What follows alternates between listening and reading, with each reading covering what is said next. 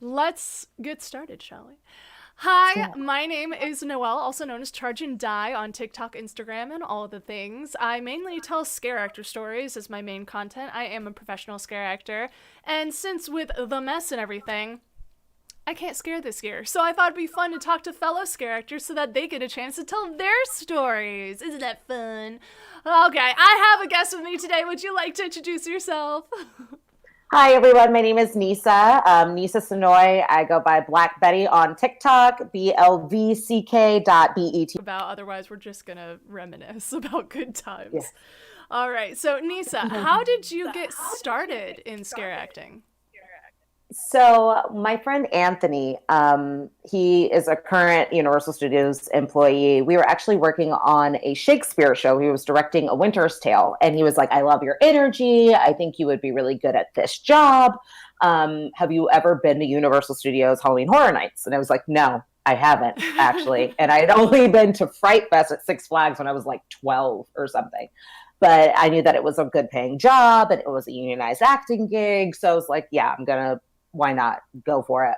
So we get to the audition and we're in line and I'm looking at the numbers and like somebody in front of us is 660 and somebody's 661 and 662 and I'm like, "Oh my god, I'm going to be 666, aren't I?" So like I wasn't even making that connection. I'm like, where's she going with this?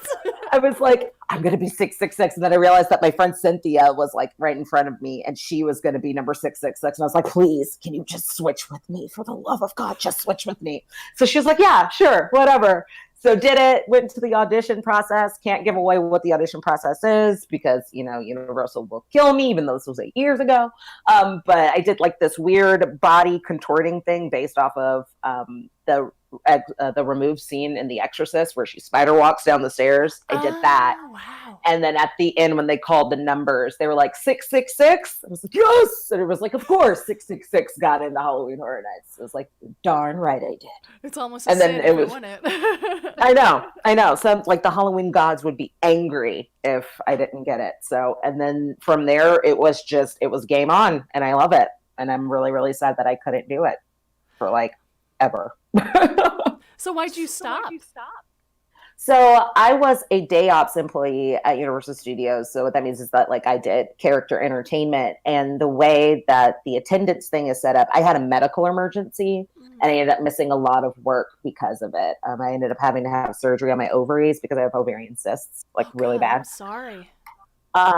And so instead of being terminated, I just chose to quit. And Mm. so that way, like, I wouldn't lose my standing in the union and all that jazz. And then, but because of that, I couldn't work for a year at Universal because it's like this, you can't just quit and then just come back and act like nothing happened type of thing. Right, right. Um, so, but then the following year, when I would have been eligible, I ended up moving to Las Vegas. I'm in Las Vegas right now. Oh wow.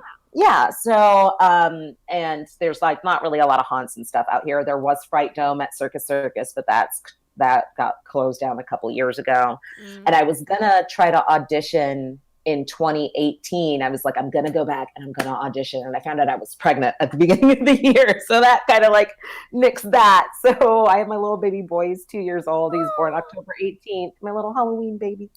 And I love him. So he just turned 2 then, right? Yep, he just turned 2. Happy Yep. belated birthday to him.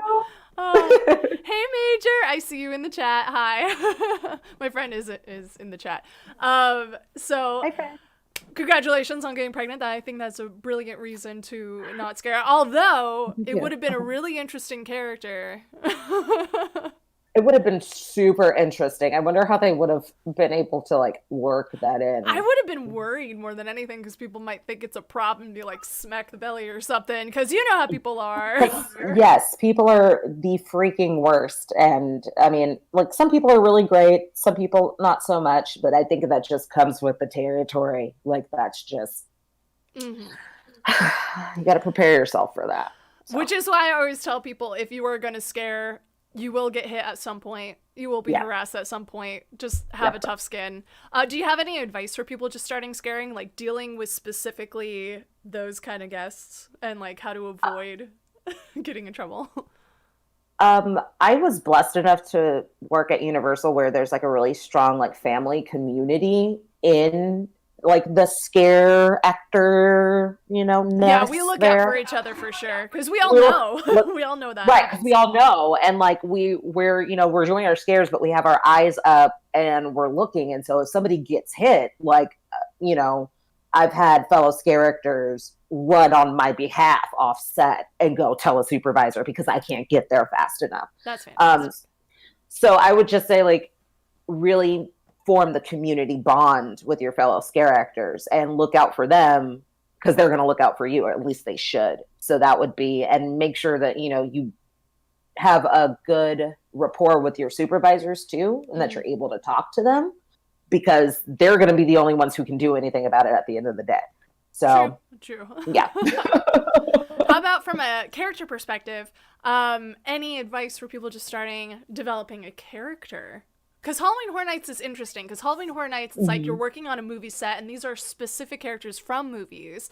So a lot of the time, you have to do your research. You have to watch the movie, the context of the character, how they move. You can't speak because we're not allowed to speak Right. on Halloween Horror Nights. But Nope. every so often, you'll just be like given a costume, vague description of character.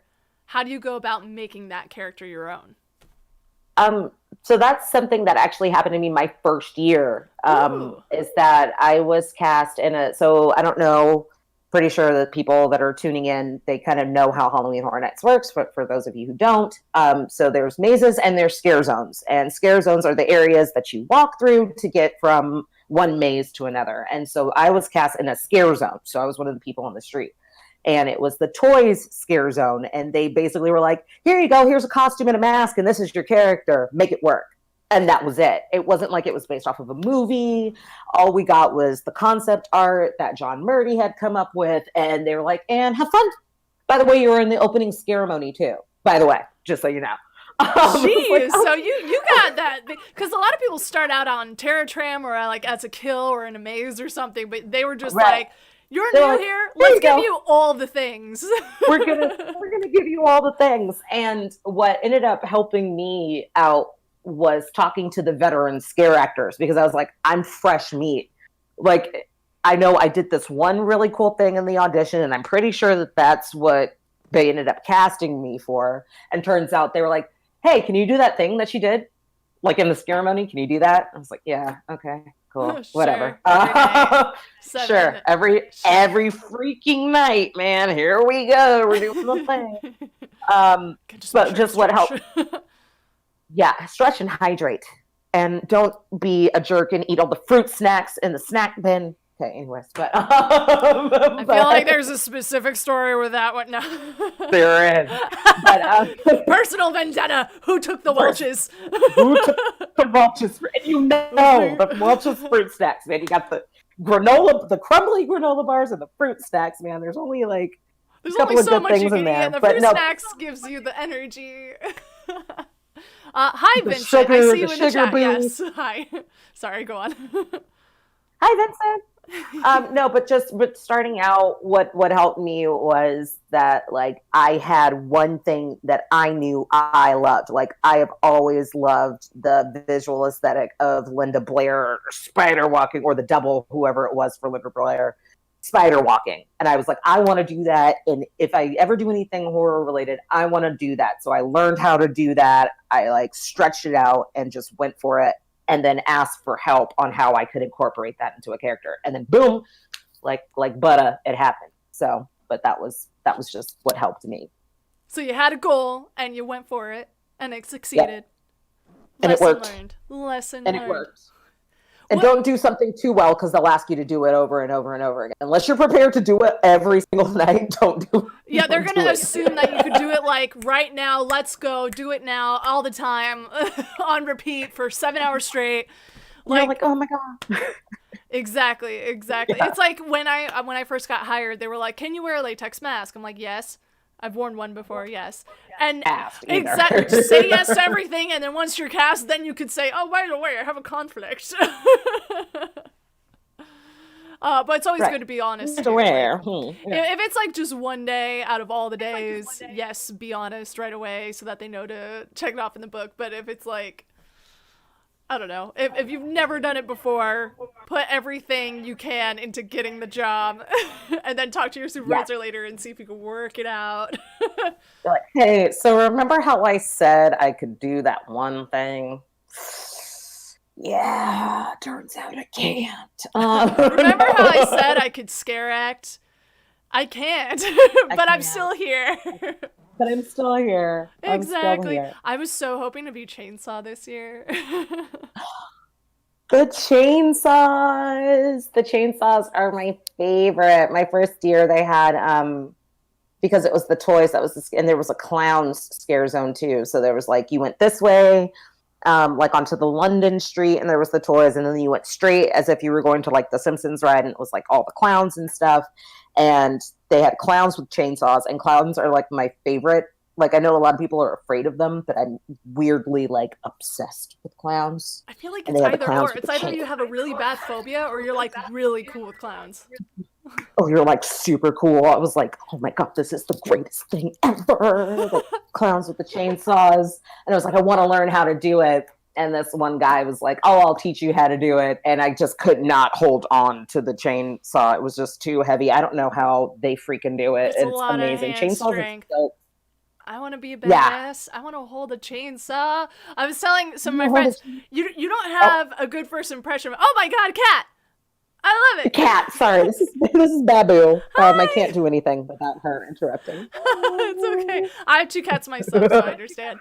Um, but you don't know my personality very well. But when I scare, I'm like mother to everyone else. I feel like if someone's in trouble, I am there for the revenge scare. Let me get that guy for you. You know, like I will take care of you. I will Yep. get security, but I'm also crazy AF. So like I have like a big personality, and when I'm really excited, it shows. So I was asking one of my friends, like, could you imagine me with a chainsaw scaring? And they were like, no, don't do it. I mean, yes, that'd be amazing, but dear Lord, you with a But no. chainsaw.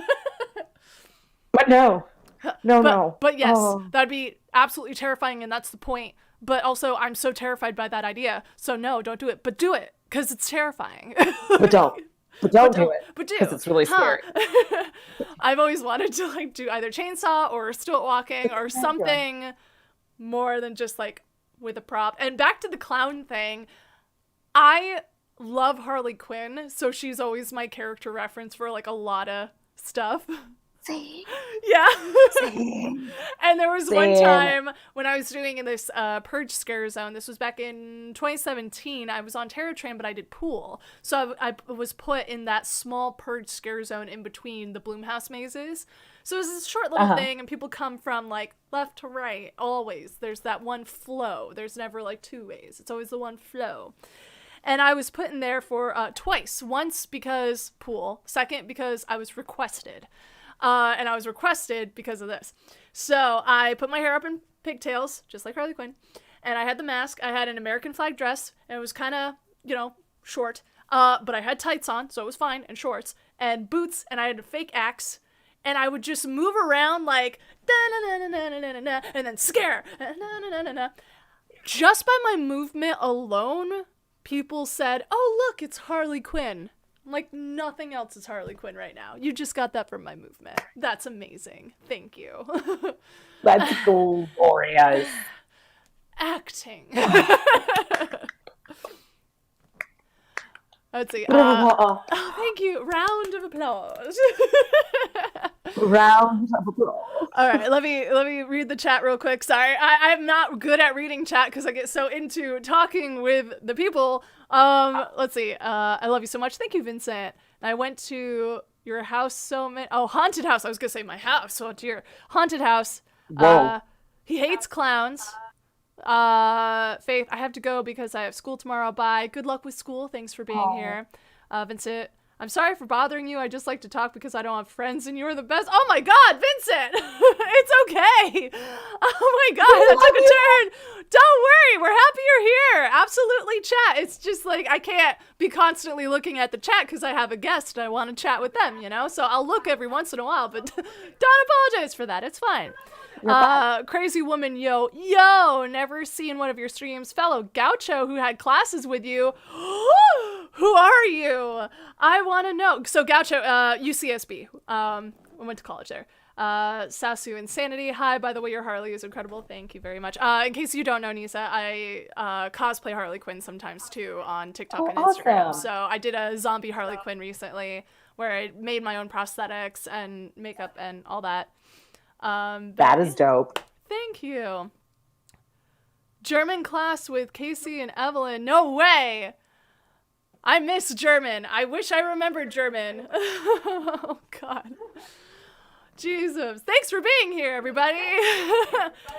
Anyway, Nyssa, let's focus on you. So you've been scare acting for several years before you had to stop, and it's unfortunate you had to stop, but it's okay. You wouldn't be able to scare this year anyway, so let's reminisce. I know. Yeah. What have been some of your favorite characters, favorite scares, and favorite reactions? Some of these might coincide, but do you have any fun stories to share? One of my favorite scares was probably, I think it was 2013. So in 2012, I was the toy, and then 13 and 14, I was a walker in the Walking Dead scare zone. But I had a reaction to the prosthetic.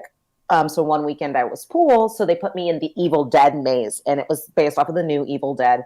So there's that character, Olivia, who's an African-American female, and she ends up sawing her face off. For those of you who haven't seen the movie, spoiler alert, just kidding, not really. It's 7 years old. You should have seen it by now. It's okay, yeah. You should have seen it. You should have seen it by now. Okay. It's been long enough. You've had time. It's been long enough. You've had time. Okay. But I was that scared, and it was in like the shower area, and I was just going off of just basically, what is that? Like when you do it so much, like muscle memory, pretty much. And I heard somebody coming, so I went and I hit the trigger and went out, and it was like all animated, whatever. And I realized that I had made somebody drop, and I looked down, and it was John Murdy. I had made John Murdy drop. I had dropped John Murdy. I was like, yes! Oh my God!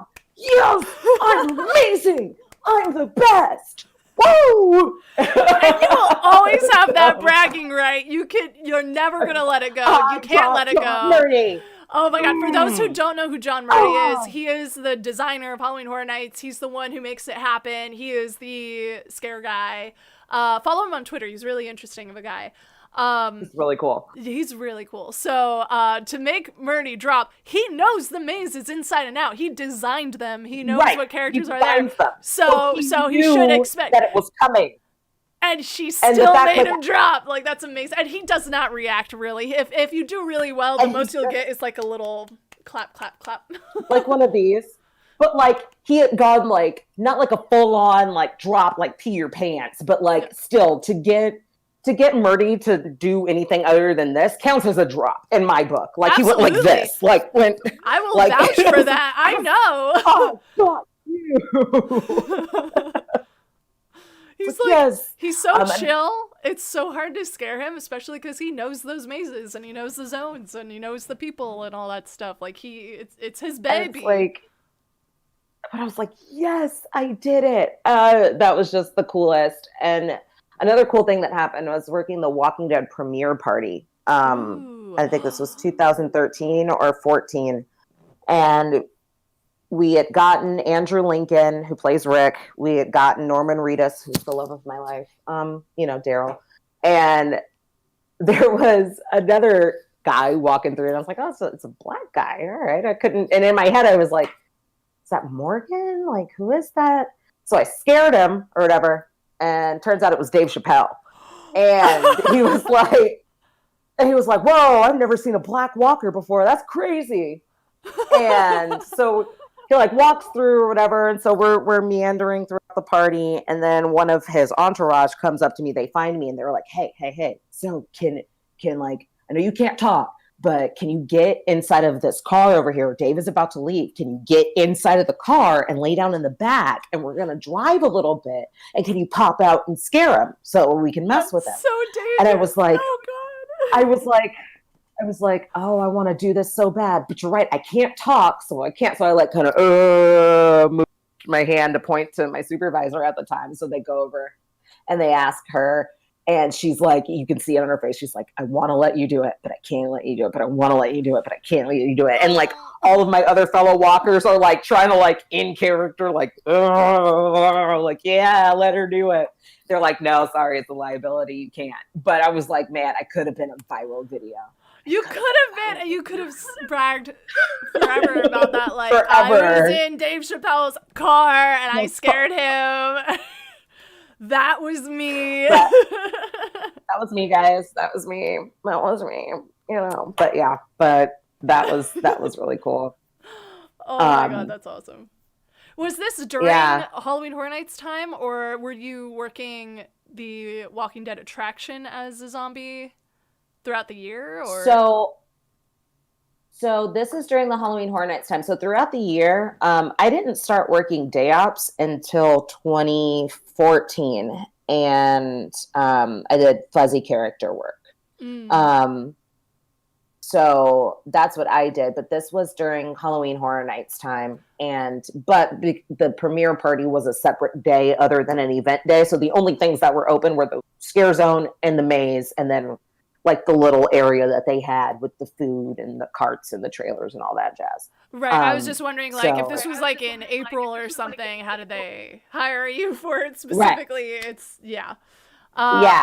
No, this was during, and like we kind of knew that people were going to be like our supervisors were going to be picking from those characters in that zone to work the premiere. So like everybody was basically auditioning all over again to get to work the premiere party. So, oh my god, I'm so happy that you got to do it. You got to scare Dave Chappelle. That's so cool.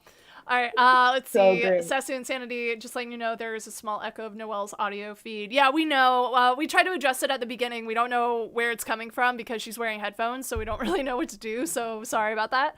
Cat. Sorry. Don't say sorry. Sorry. Cat. My cats do that all the time, so don't worry. They're in the other room, though, so they're not going to do it now. Vincent, I've seen you before. I didn't want to come up to because you will probably scare me. Yes, I scare everyone all the time. It's just a matter of knowing the person and what scares them. For instance, my boyfriend doesn't do well with jump scares, and my parents don't like hearing that I'm an actor in LA.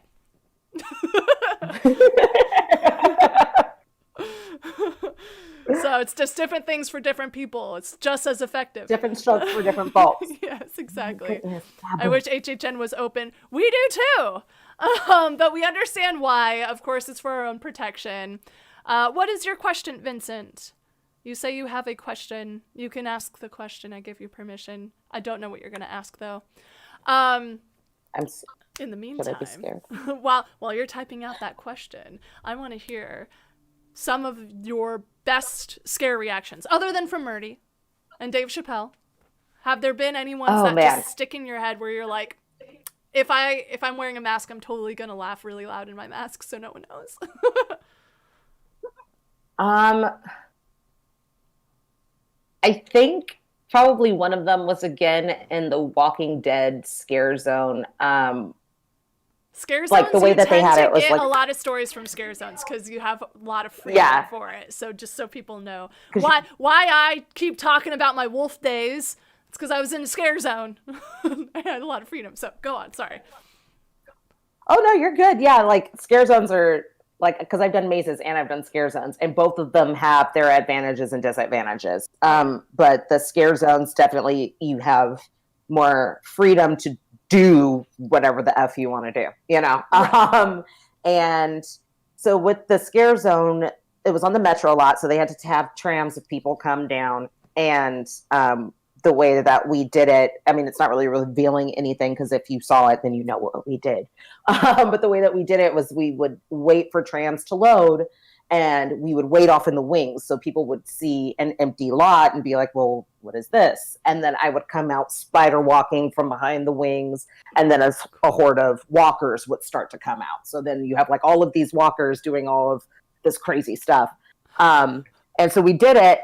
And there was this guy who was like trying to get his girlfriend, like doing that thing that some guys do that I think is just absolutely a-hole-ish, where like they get their girlfriend who's obviously terrified and they like try to push her in to people and like scare her or whatever. So we had done that. And I went back off into the side of the wings because I had done the spider walking thing, went back off and saw him, and I like waited, like I stalked him. I felt like a cat. I was like watching him be a jerk to his girlfriend. And then I just ran out spider walking, and he dropped. He like pushed her to the side, dropped, and rolled over and was in fetal position. Was like, oh my God, I'm so sorry. Oh my God. Like, yeah, bet you are. Bet you are. But yeah, that was really cool. And then another one was the best. They're the freaking best, man. And another one was there's this group of girls, and like they were drunk because, spoiler alert, a lot of people go to HHN messed up. And I could tell they were drunk, but they weren't like obnoxious. They were having a good time. So like I was just like joking, scaring them. You know what I mean? Like there's a difference between like I want to make you pee versus you're having a good time, so I'm going to scare you so you continue to have a good time. Well, I guess I didn't do it right or whatever because they were terrified and they like dropped their stuff. So like one of the things is we would keep souvenirs. Like people drop stuff. Like if they drop their popcorn bucket, we take it back and be like, it's a trophy. And we'd like try to see who could keep like the coolest stuff. And one of them, it dropped a beanie, and I still have it, and I don't know where it is, but it says Ratchet on it. So like that was my souvenir. That was so great. So like while we were waiting for like another tram to come on, I would put on my beanie, and then like I'm in full walker prosthetics and tattered clothes with a Ratchet beanie, and I'd be like twerking upside down on top of the containers and stuff. Like that was just great. And like we would try to like figure out ways, because sometimes you get bored of like scaring the same way over and over and over again. So we would like have challenges with each other and be like, who can twerk on somebody and scare them? Who can like, you know, spirit finger somebody and scare them? So we would try to do the most stupid things and still make them scary. So that was a lot of fun.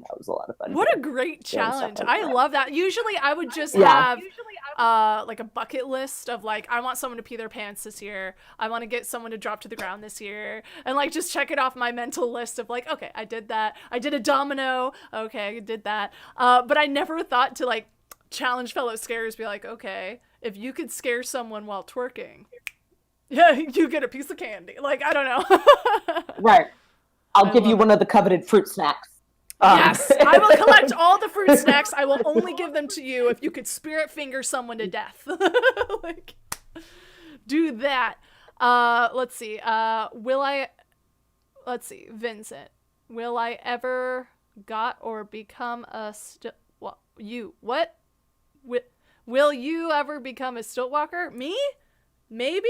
I don't know. I have to get certified. That'd be kind of freaky though, because I'm 5'9", and I know like the average of guys that are stilt walkers are around that height too.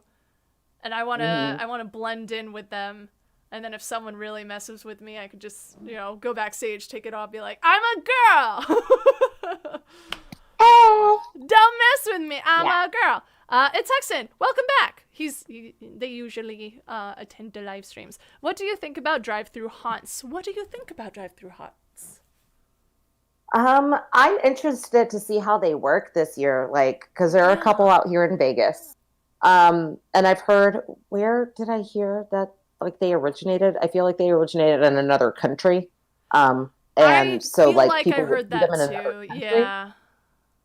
And they were really popular there. And I mean, I guess it would kind of be safer for both the people and the characters, not just like in relation to the mess that's happening right now, but like overall, like if you're the type of person that gets scared and you know that your reaction is to hit, you know, if you're in a vehicle, you can't hit the Scareactor. Exactly. So that's unless you hit him with your car. It's kind of safe. Right. And then you shouldn't be driving. That's vehicular manslaughter, and that's frowned upon, just so you know. Strictly frowned upon. But I like, just because of like the type of actor I am, I'm really big on energy person to person. So like even though like you're scaring somebody and you're only like this close to them and you're not saying anything to them, like you're feeding off of that energy. And if you can't feel that energy, it kind of affects your performance. So I feel like it would be a challenge being a Scareactor in a drive-through haunt. I like an agree with extreme that. one. I agree with that because a lot of scare actors, including myself, we say we get this almost high when we get a really good scare. Like the adrenaline's pumping, you feel really good about yourself. You're like, I just want to get that again. Like, we just want to scare, and we can't know if you're scared It's or like, not if there's a window up, possibly tinted. We could like slap on right. the window and scare you, but we can't feel it. We don't know. But also, we don't know because we haven't worked a drive-through haunt. I'm assuming you haven't because you said you're curious how it works. But I haven't worked a drive-through haunt. I know some of my friends who have, and I'm actually going to be interviewing them in November.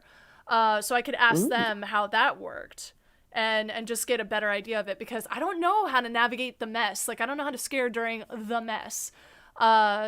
And a lot of people have been asking for advice on, like, how to scare when you have to keep distance and everything. It's like, I could give you some advice, but I've never worked this, so I don't know. I'm not a vet when it comes to this. In fact, you're the vet now. Tell me what you're doing. I can't work now. Right.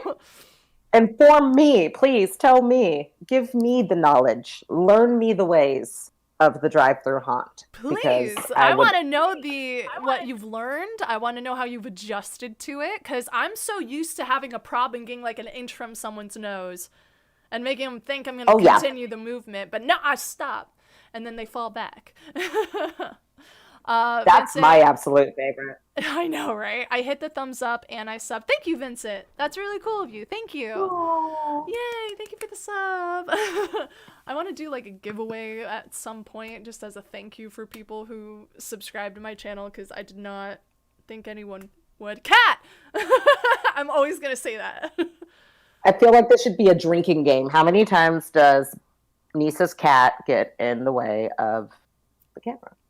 October was supposed to be my dry month, but with everything else going on, it didn't happen. So I'm down. Let's get some shots. What's a dry month? What's a dry month? No, I'm kidding. An attempt to be healthier, and I failed at that, so I'm just going full crazy and like, you know what? Let's play a drinking game. Let's play a game. I want to play a game. Oh my god, have you been through the Saw maze? Like, we had the Saw maze several years in a row, but... I have not. One of the mazes that I wanted to go through was the House of a Thousand Corpses maze, because I think they had it the year before I got hired, and then they had it last year and I couldn't go. I think it was last year or was it the year before? I think it was last year. As you could tell, I'm a huge Rob Zombie fan. I have a Captain Spaulding tattoo on my arm. That's so cool. So like I really wanted to go, and then last year was also the year that Sid Haig passed away. So I was like, I want to go, I'm gonna go, and it just didn't happen. And that's like the one maze that I've always wanted to go through. The one was that one. That sucks. I hope I got some footage of it for you in a vlog. I don't know, but I had never gone through Halloween Horror Nights before working it. So last year I took the year off because I got injured during my wolf days in 2018. Not like super seriously, but enough for me to be like, you know what, I just want to chill this year and have a Halloween in LA. Like, ever since I moved to LA, I was blessed. And the first year I moved to LA, I auditioned for Halloween Horror Nights and got in, and I've been working it, but I never got to go through it, and I just want to experience what it is. So last year I did just that. I took the year off scaring just to have a little fun, and I got a frequent fear pass, so I went like all the time. And my boyfriend works those mazes. Like, he'll work for your Universal sometimes through a third-party vendor for the lights in the mazes. So he was working the Killer Clowns maze some nights. He was working Stranger Things other nights. So I was like, I'm going to go and visit him. But at the time, like that night he wasn't working. He wasn't brought on quite yet, but it was Friday the 13th. It just started. And I went in with a red wig and a red dress with little bats on it. And I put a hit on myself on Facebook. And I was like, guys, if you see me, scare me. And so many people scared me, but I have no idea who they were. Like, they could see me, but I don't know who they are in their masks, so they got me. But I was going around, I was that person. I was going around vlogging everything, so I made a vlog. And I know I went through that maze because my friend was one of the first pop-out scares in that maze. So I know I went through it, and it was really cool. I've yet to see the movie, though. I'll be the first to admit, and I want to see it. and I'm gonna see it for Halloween, hopefully. But yeah, it was a really cool year. I wish they could bring back Killer Clowns, because that was an amazing maze. I really liked it. That was probably my favorite See, maze. I wanted to see that. They had I think it was 2012. Was it 2012 or was it 2013? But they had a clowns maze. A clown's maze? You froze, I'm so sorry. Cotton candy and all of that stuff. And then like the next room you walked into was like all the kids that had gotten sick from eating all the cotton candy. So it smelled like vomit, and there was like animatronic kid like puking, and it would turn and spray and all that jazz. Like that was really cool. That was a cool maze to go through. So I'm really interested. Which maze was that? You froze for a little bit. I'm so sorry. Which maze was that you were describing? That was the clowns maze. So not the killer clowns from outer space maze this past year, but the clowns maze in 2012 or 13, I believe. Gotcha. Yeah, that was really cool. So if they did a really great job with that maze. So I'm like, I know that they killed the killer clowns from outer space maze. I know they killed that. I just want to be a killer clown in general. Like, that's my dream. I haven't been cast as it yet. I want to so bad.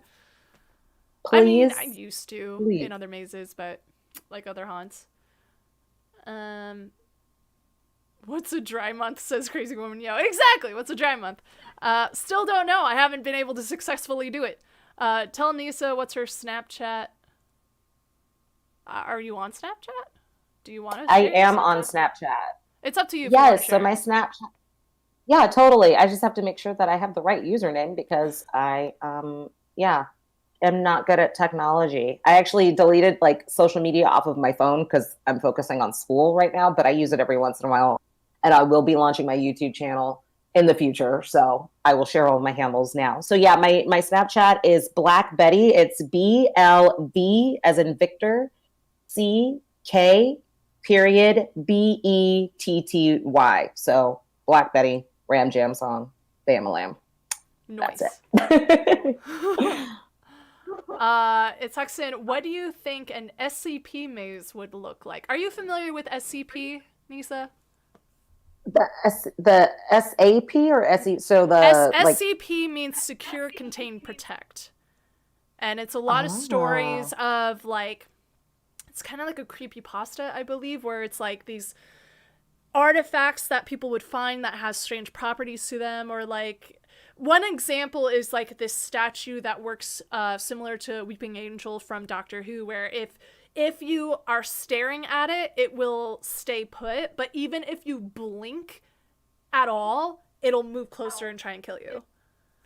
So if you turn around or you close your eyes for whatever reason, even blinking, it will kill you. And then there's another one that's like this cake that will always like double itself the next day. So every day someone has to finish the cake entirely so that there's only one cake left over the next day. And if you leave any behind, it'll like just keep exponentially getting bigger and bigger and bigger. So they always have to assign someone to eat all of the cake all the time. So there are like a lot of things like that, or like just a creepy person who has like elongated limbs that goes for the kill. So it's like, is this thing gonna potentially kill you? In which case, secure, contain, protect it.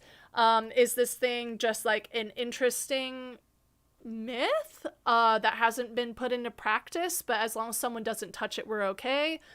Secure, contain, protect it. So it's just like a bunch of these random stories, and there's like hundreds of them. So there's a horror game called SCP Containment Breach, I believe, and it is a scary game. So you'll like go through and you have to try and find a way to escape, because some of those have escaped and are trying to kill you, and you'll have to like do research on which ones, like how to activate which ones, how to avoid getting killed by which ones. So this person is asking, what do you think a maze like that would look like? And I don't really have an answer, because it really depends on which SCPs you use. I feel like we could definitely make some costumes out of some of the killer ones, but I don't know. I feel like the one where they put you in a pocket dimension where they will kill you later, you could have that one person jump out and then you go through like a black hallway with a lot of light and stuff, and then it's like you're in the pocket dimension, but it gets complicated. I don't know. Yeah, that sounds really, really complicated. Yeah, the thing with Yeah, I mazes is don't, like the simpler the better, because the more simple they are, yeah, the more the actors can have creative freedom and really get the scare. The more complicated it gets, the messier it is, the more confused people might be. So it's better to keep it right. simple. Yeah. SCP-049, Plague Doctor. Yeah. So there are a lot of SCPs. In case you're interested in looking them up later, Nyssa, there's a lot of SCPs that Yeah. you could do research on. But that was an interesting question, because that would get complicated real fast. Obviously, we can't I fit feel like all it would the have to be SCPs. like an escape room. It would be more of an escape room than a maze, I feel like. Yeah. Yeah, You that's a know what good I mean? point. Like, Yeah, absolutely. Like, you'll have to try and find this one like key card to get out of here, and you have to do it before this creature comes out and gets it. Kind of like Escape the Zombie Room kind of escape room, hmm, where I had a friend who was yeah, a zombie, and it was like they were chained, and then every few minutes that go by the chain was let out a little bit more, and I don't know, what would they do if they got the people? Are they supposed to attack, like, or just tap you're out, right. get out? Because I feel like with like an SCP, like part of the anxiety and fear comes from the fact of I have to do this now or I'm going to die. You know what I mean? Yeah. Whereas a maze, no, you know you're going to get out and you're going to be fine. Like the whole point is that literally you're just walking by and looking at things that are popping out and scaring you. You're not really interacting with the actors and elements around you. Like, yeah, you are because you're getting scared by them, but like you're not doing things that directly affect them. Yeah, that's a So, great yeah. point. Like, when you go through a haunt, you're just going to be scared, be popped out. You know no one's going to touch you. You know no one's going to, like, Mm-hmm. hurt you. You're not any real threat, but it's just a fun little, like, scare pop out every once in a while, versus an escape room where it's like, whatever happens is directly related to your actions. So if you die, you die. And it's like that heightened sense of urgency that you were saying. Yeah, I think that's a great idea. If there's not an SCP maze, but an SCP escape room, I think would be a great idea and would be really interesting. But I don't know how they would pull it off. So Right. I, This is I why am I'm an but an actor, not a actor. You designer. tell me where to go in a I'm just an maze and what actor. to do. I don't design things. That's not what I'm studying. So I don't do that. I don't do that. yeah, what I are you don't do studying in that. school right now? You said you're in school. Yeah, so I'm a film and theater double major and a political science minor. So, A lot of things. yeah, That's awesome. a lot of things. When do you A lot of graduate? When do you get your things. degree? 2024. I'm a late bloomer. I went to Cal Arts when I was 19, didn't finish. Went back to community college when I was like 25, didn't finish, and I just turned 30 in August. So starting all over again. So hopefully, No, I think that's hopefully. fantastic. Like, might as well get it Yeah, now. Only more time will pass. So do what you love to do. yeah. Study what you love. Let's see. Uh, Someone wants to have me type out your Snapchat, I guess. I'll put the Snapchat in the description. I still haven't put your social media handles in the description. I'm so sorry, but I will do that once we're done with the live stream, so people know where to follow you. So don't worry, it will be in the description. You can follow Nyssa once I put that information in. I'm so sorry I didn't do it sooner. But Vincent says, what HHN haunted houses did you work in? Because I only came to one. Okay. Me personally, I worked 2017 in Terror Tram, and then 2018 in the Trick or Treat Scare Zone on New York Street. That's all I did for HHN specifically. How about you, Nyssa? You said Walking Dead. Uh, yes, I did Walking Dead Scare Zone, which is the Metro Scare Zone in 2013 and 2014. But there were a couple of times where I had to do pool or something else because of a reaction to the latex prosthetics. So I did the Purge Scare Zone, which would have been the first Scare Zone. I did the Evil, that was in 2014. I did the Evil Dead Maze in 2013. And I did the El Cucuy Maze. Was that 2013 or was that 2012? But I did that. I did the El Cucuy maze. I did the La Llorona maze, Evil Dead, Purge Scare Zone, and then I did the Toy Scare Zone in 2012 as well. And I did the opening ceremonies in 2012, and I did the opening ceremonies on closing night of 2014, which was awesome. So yeah. It's such an honor to be featured in a ceremony. It's so cool. Yeah. How does it feel working as a scare actor? Good question. It is the most brutal, grueling, rewarding thing I have ever done. Aside from being a mom, but like aside from being a mom, just that small the asterisk, like at the bottom, like other than being a mom, that's always assumed. Other than being a mom, okay, we're just gonna assume that motherhood does not count in this conversation. But it is, I don't know, man. Like I've done acting since I was a kid, and like there's nothing like scare acting.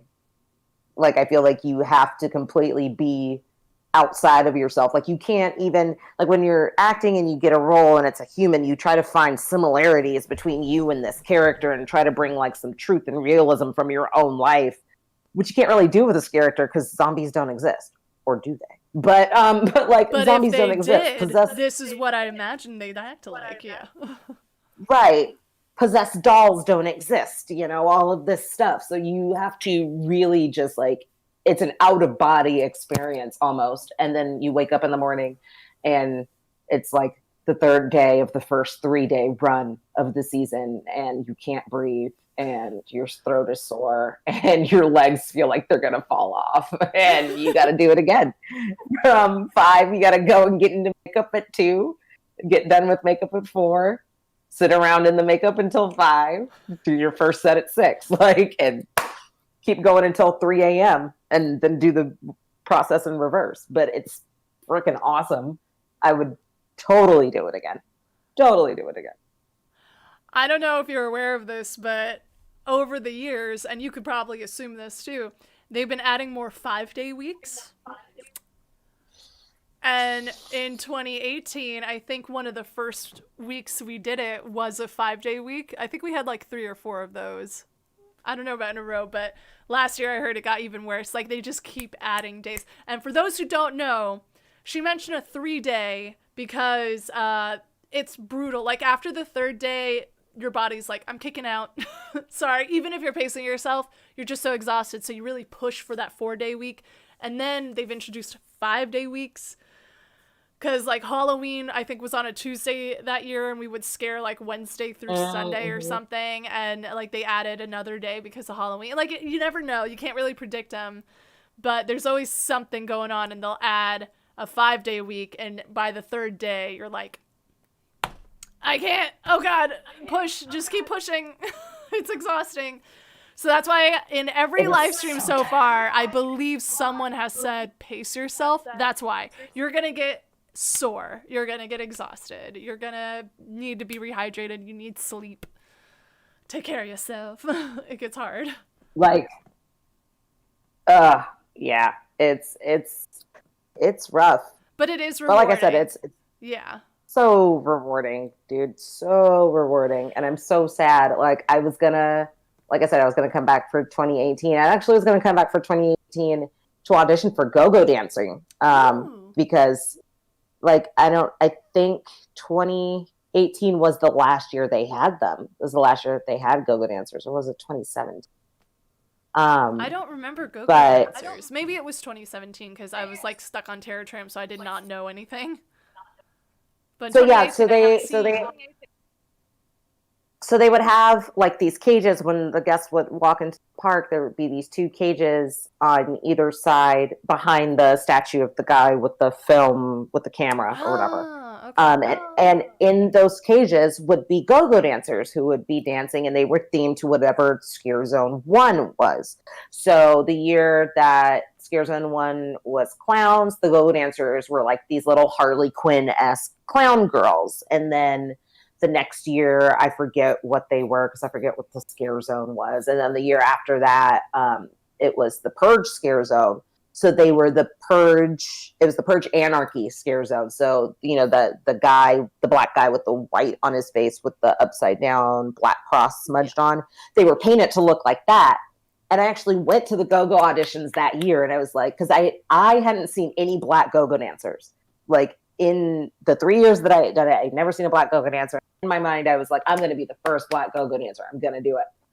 And I went to the auditions, and I got all the way to the end and didn't get cast as a go-go dancer. And I was absolutely devastated. I was so close. And it was like, and this would have been the year because I would have looked like the character that they were dressing up the go-go dancers as anyways, and blah, blah.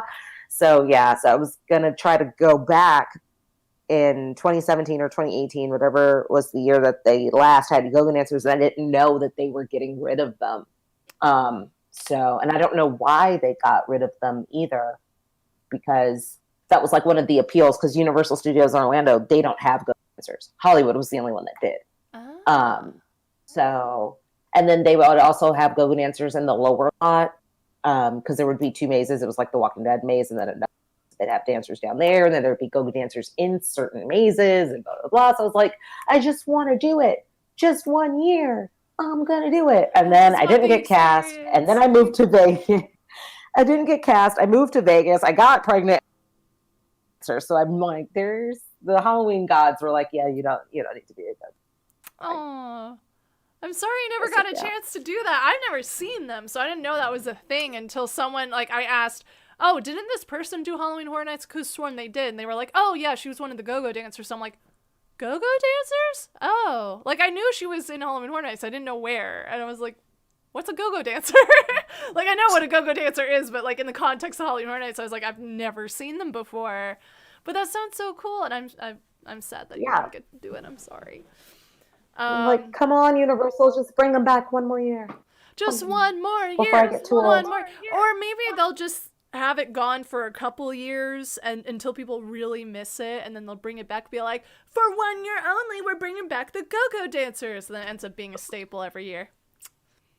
Yeah. Oh, what a workout that must be. I thought scare acting was a workout, but to be constantly dancing in a cage, like that seems exhausting. What a workout. I always tell people, like, when I was the wolf, I had to be in this, like, semi-crouched position and move like this.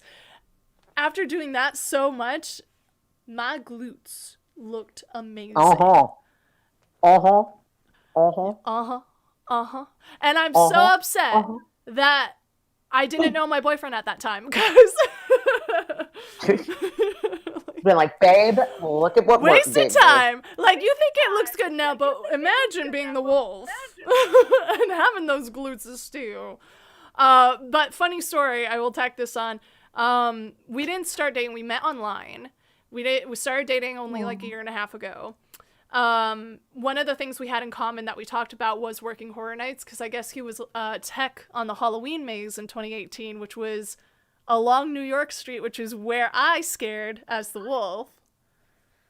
So I may have accidentally scared him, but I couldn't see anything out of my mask. I had my eyes in the mouth of the wolf head, so I had no upper, lower, or peripheral, and to make the wolf look at someone, I had to look down, so I just saw a bunch of shoes.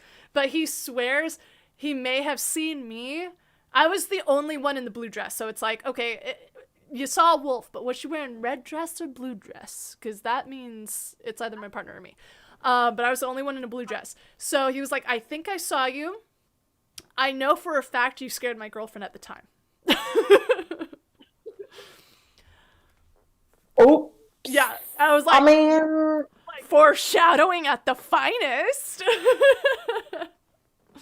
Excellent. It's fun because, like, we're all friends now. Like, he and her are still really good friends, and I'm even friends with her now, too. So I'm like, I'm sorry I scared you. I was just doing my job, and I'm sorry I stole your man, but not really. Like, they broke up way before we even met, so it's fine. But it's like, it's so weird to think of those things. Like, we worked the same event along the same street. We most likely must have ran into each other at some point, but we didn't meet until later. Right. It's so That's funny. crazy. Like, it's crazy, like, the interactions and stuff you make, and, like, the friends and stuff. Some of my from best that. friends I met through scaring. You have no idea how cool scare actors are, because we go through a lot of stuff. I gotta say, we go through intense makeup, intense hours, intense exercise, intense interactions with guests. You'd think we would all just have a bad attitude all the time, but no, we're so chill. I'm including myself in this. I don't know if other people would include me in this, but the people I've met are so nice and He's super nice. super nice, super caring. Like, we all look out for each other. We really are like a family. So if you ever work a haunt, make sure to go back on your point from before, Nyssa. Make friends with your fellow scare actors, have each other's backs, because it is a rough job, but it is so rewarding. Oh Like, my that high you get scaring. And I always tell people scaring's my therapy. I think part of that reason is, God. from your point before, when you act normally, like in film or theater, you really put yourself in the character's shoes and you try and like be that character and relate to them in some way. But when you scare act, yeah, it's okay to do that, but a lot of these people are like crazy. So my biggest tip is let go. Let go of like the inhibition, but also within reason, because you do have to follow rules of the haunt and everything. Don't touch guests, blah blah blah. So character wise, Yeah. though, just let go, have fun, whatever. Have fun. Yeah, like one of my funnest times was working at a haunt where I was allowed to speak. At HHN you're not allowed to speak, but when I was allowed to speak, some of the things I would say, even I was confused, but it added to the scare. Because it's like you just let go. I don't know what I would say, but it was like I would say just random stuff at people. Like, my chicken's overcooked, you know? Like, I don't know. I don't know what I would say. And it's like, I like your shirt. See how people would react. And that was some of the funnest times. It's just like, whatever came to mind. There's a leak in my faucet. Like, I don't know. But you just let go. And it's like a sense of therapy in a way. And it's a lot of fun. And people end up being scared anyway because they were not expecting that by any means. Right. They're like, what did you just say to me? Like, I said my faucet is leaking. Just go all crazy. Like, I don't understand. I don't understand. Yeah. Exactly. That's the point. So, Crazy Woman Yo, interested to hear your thoughts on McCartney Manor in Tennessee. Apparently the scariest horror house on earth with questionable events and ethics, where some report being subjected to torture. Ooh. I have never been there, but by the sounds of it, it sounds scary. I would personally not want to work in a place where I am allowed to touch people, because I would default to not touching them anyway.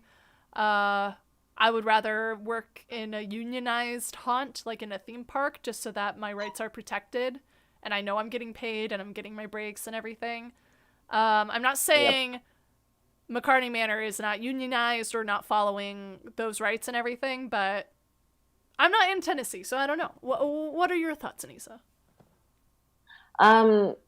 Yeah, pretty much the same. I would have to really do my research on it, because honestly, I hadn't heard of it until it was mentioned just right now. Right.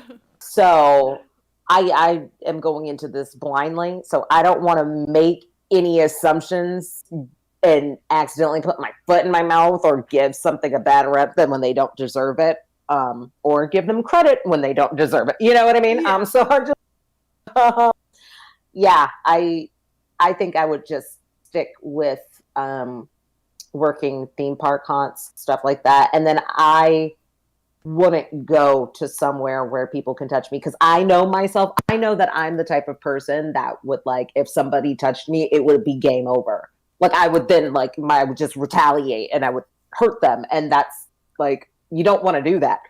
So you don't want to be that guy, and if you know that that's how you react, just don't go. So yeah, if you know that when you get scared, your reaction is to swing, maybe don't go to Halloween Horror Nights, and maybe don't punch characters. That's my PSA, by the way. Yeah, I've been hurt before.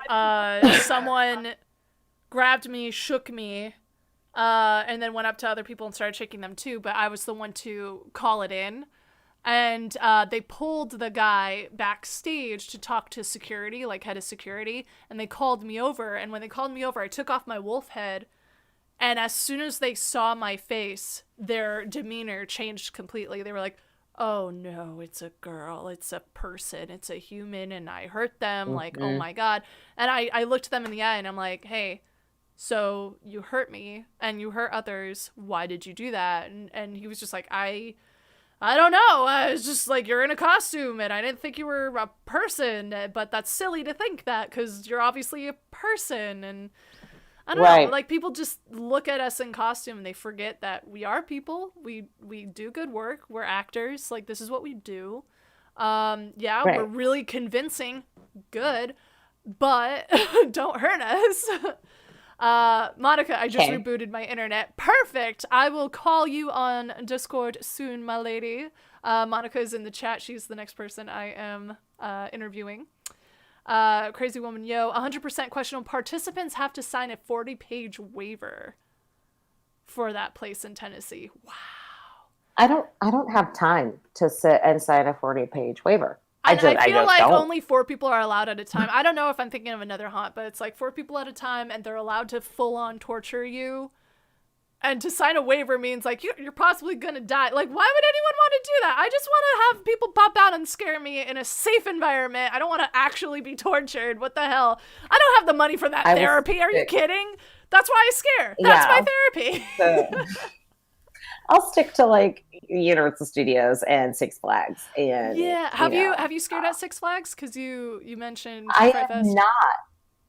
not. I have not. I only went there once, like I said, when I was like 12, 11, something like that. I was younger. Only went there once, and they had the sliders, and I thought that those were really cool. Like it scared me because I was younger, but like one of the things that I remember were the guys with the sliding pads on their knees and just watching them like skate around and stuff. I thought that that was so cool. So that would be another thing I would want to do. It is a Eventually lot of learn fun. I did it sliding. many years ago, so I would need to be retrained for sure, but sliding is cool. Because, like, especially if you get the timing right and you jump up right at them. I try and mimic it as best as I can now by getting low as I can, and then, like, jump and shoot up. Because people don't expect how tall I am. I Oh don't know how yeah. tall you are, Nyssa, but, like, I am Oh, I'm taller than... tiny. Okay, so, especially I'm five as two. the wolf head added another inch or two. So in the wolf head, I was like almost 6 feet tall. So what I would do is I would like almost crawl on the ground to get to someone who I knew was shorter than me, but like close. And then I would jump and then shoot up real quick and look down at them, and it would freak them out. Like they would drop a lot of the time. So I would like try and mimic what I learned from sliding, but without the slider knee pads. But I do want to go someplace that has that. I was considering working for Knott's like next year or something, because I'm moving down to that area anyway soon. But I don't know with the mess and everything. But Right. we'll find out. But I know they have sliders there too, and you get to make your own character and all this stuff. So you're not in the union though. Oh my gosh. And I don't know if I'm allowed to No. work it since I am still in the union. We'll figure that out. Anyway, enough of that boring union talk. Do you have any other fun stories to share before our time is up? Um, Fun stories, Like man. fun I think reactions. Fun stories.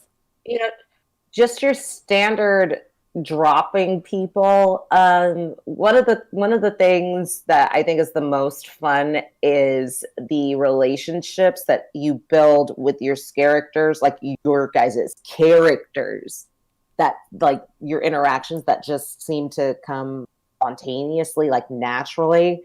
And like one of the best ones was when I was working the Purge. There was one of my fellow characters. I guess we just without talking just became like the Bonnie and Clyde. Like we would do everything together, and he would like do something and like look like he was gonna leap over me, and then I'd shoot down and run at somebody. Like we would just have that like syncopation or whatever. So that was really cool. Like that was probably one of the coolest things. We got a lot of really good like drops and stuff, but a lot of people were more like, oh my God, that was so cool. Did you see what they did? And then one of my favorite things was also when people would bring their kids to haunts to scare them. Some of the scare actors, some of us are not so nice to kids. Just gonna put that out there. Some of us are not so nice to kids. A lot of people I've talked to, like 99% of the people I've talked to are like, kids are fair game. They shouldn't be there anyway, so I'm gonna scare them. They're easy target. Right. And I'm like, I'm the opposite. I'm the opposite. Same. I'm like, the kid didn't choose to come. Like, their parents made them come here. Like, they didn't save up their pennies and pay $70 for a ticket to come here. Okay, so it's not their fault. I'm not going to torture them. But one of my favorite things was there was this kid, and I was in the Purge scare zone, and I was just walking, you can't say anything, and had the red mask on. And so I'm walking, and I have my baseball bat, and I'm twirling it like a baton, and I'm just walking with him. He's looking at me, and I'm looking at him. And he's looking at me, and I'm looking at him. And then every once in a while, I would just turn and dart, shoot my bat out, bring it back in. And then he would laugh. Like, I would just we were just walking. And then I'd scare somebody and look back at him. Oh, we're walking. And then I telling on myself, but I don't work there anymore. They can't work there anymore. But I handed him my bat, and he got to touch it. And then I was nodded, 2, 3, and shoot. And then he was like, oh, okay, I'm good now. You know what I mean? We both held it together and scared somebody with it. But that was just one of the really cool moments. And like I said, I don't work there anymore, so they can't fire me. So yeah, I broke the rules, but I broke the rules. But it was really cool. It was worth it. Pretty sure a supervisor saw me anyway. Pretty sure they did. Because they have eyes everywhere. You didn't break your prop. No guests complained. I think you're good. We're good. We're good. Yeah. We're good. I mean, I've interacted with kids before too, where I had them high five me, howl with me when I was the wolf, and then I would scare off their parents and have them follow me around for a little bit. I call it adopting the kids for a little bit.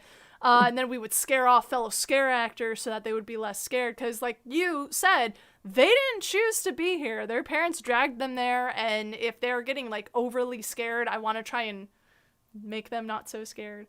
Right. Yeah. Don't want to traumatize them, but I do want to traumatize their parents because that was kind of messed up. I love it when the parents are shorter than me and I could do that jump and shoot up thing to push them back a little bit without touching them. And it's beautiful because it's oh, you're scared away from your kid. I will now take your kid. Thank you. I succeeded.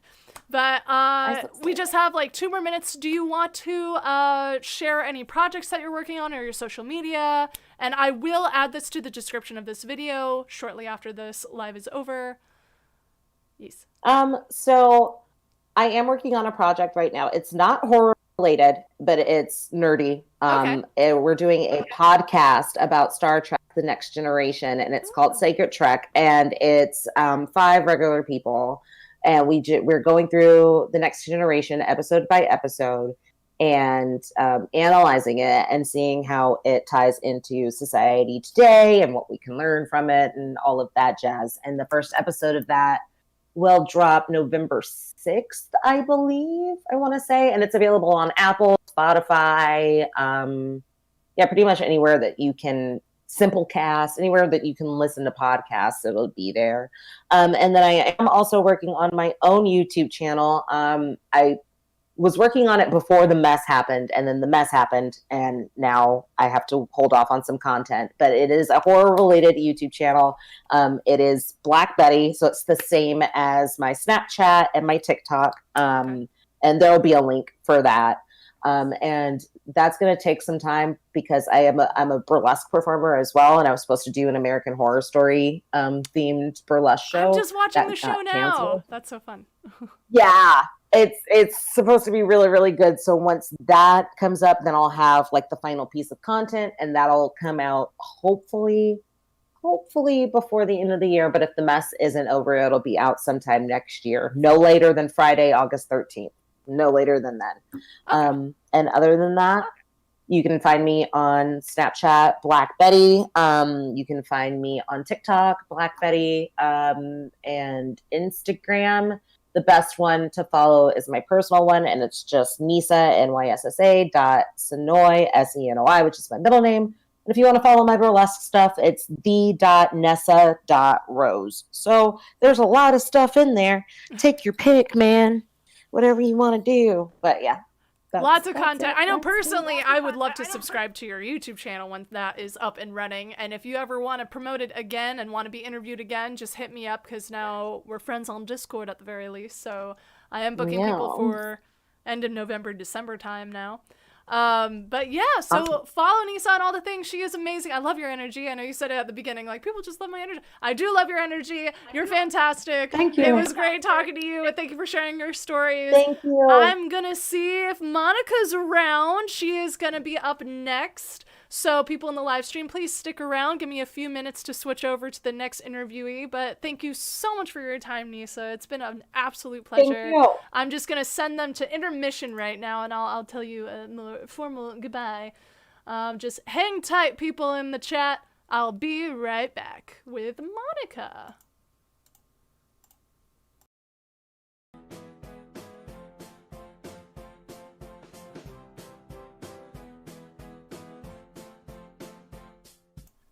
Hello and welcome back, everybody. We are back. Thank you for your patience while I was switching over. For those just joining, hi, my name's Noelle, also known as Charge and Die on TikTok, Instagram, all the things. I mainly tell Scareactor stories and talk about Scareactor content and have tips and tricks on how to be a scare actor, all that fun stuff. And it is currently hot season, so I thought I'd talk to some of my Scareactor friends and reminisce about good times so that they get a chance to tell their stories. I'm with my second interviewee of the night. Monica, would you like to introduce yourself? Hello, everybody. My name is Monica Bryant. I'm a fellow scare actor, as Noelle said. I started Halloween Horror Nights in 2016, and then I worked the past 4 years in a row. And I was really hoping to do 2020, and when I found out they canceled it, I cried. I'll be honest, I cried too. It was a sad day for us scare actors. It was bad news, man. It ruined my week for sure. Yeah, I mean, going into it, I would say I was a little hesitant because of the mess and everything. I was like, I want to go through the audition process. I want to see what I get cast as, if I get cast as anything at all, and just take it step by step. And depending on what I'm cast as and where I am, if it's safe enough, then I'll work it. If it seems a little iffy, then maybe I won't work it this year. But then the decision was made for me. So that's when I got really sad. Like, I'm a little relieved I didn't have to make the decision on my own. But yeah, I definitely cried too. I really wanted to scare this year. Anyway, Monica, how did you get started in scaring? So I actually got started in scaring through one of my friends. She made this haunted, like, Halloween maze through her front yard for the trick-or-treaters to come through. This was like years before I even worked at Universal or did any of that. And she was like, we're going to dress as monsters, and then we're going to, like, jump out and scare people. And we started attracting, like, a lot of people from our neighborhood. And we lived in a really small town. So, like, people were accumulating. They're like, yeah, we told our friends. And so they'd walk through and we'd scare them until they got to the front door and they got their candy. And so that's how I got my start. And when I started at Universal in 2016 and found out they were doing the auditions, I was like, maybe I should go and audition. And so I did, and I got a golden ticket. And I did, like, my mind was blown because I'd been to Universal auditions before and never made it through, never got a callback or a ticket or anything. So I was like, you know what? What's one more time? But yeah, I got that ticket, and the rest is history. I was like, I'm coming back every year. That's awesome. So you got to, like, dip your toe in the water a little bit with your friend. And yeah. Like, hey, I actually have a knack for scaring people. Let's do it for realsies at a theme park. Like, yeah, let's do it and get paid for it. Yes, and be protected by the union. What? Exactly. Someone throws a punch. No, you don't. I'm lucky, knock on wood, that I've never been punched, but I have had other things happen to me that kind of made me feel like I wish I would have gotten punched instead. But Maybe we'll get to that. Well, that sounds concerning. Feel free to share if you want. I won't press that matter further, but if you want to share, you're welcome to. Because I know I've had my fair share of like people I don't want in my life. Yeah. Yes.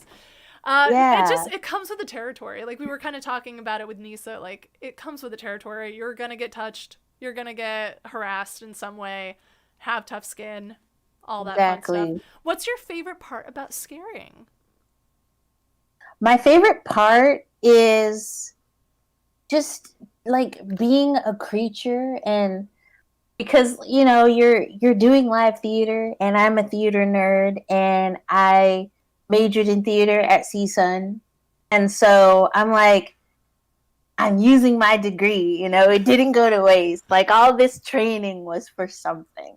So just being able to play a character, especially if you're a pool performer, which is like an understudy for whoever, and being able to do like something different or just like becoming something else, like I love that. I love giving people a good show.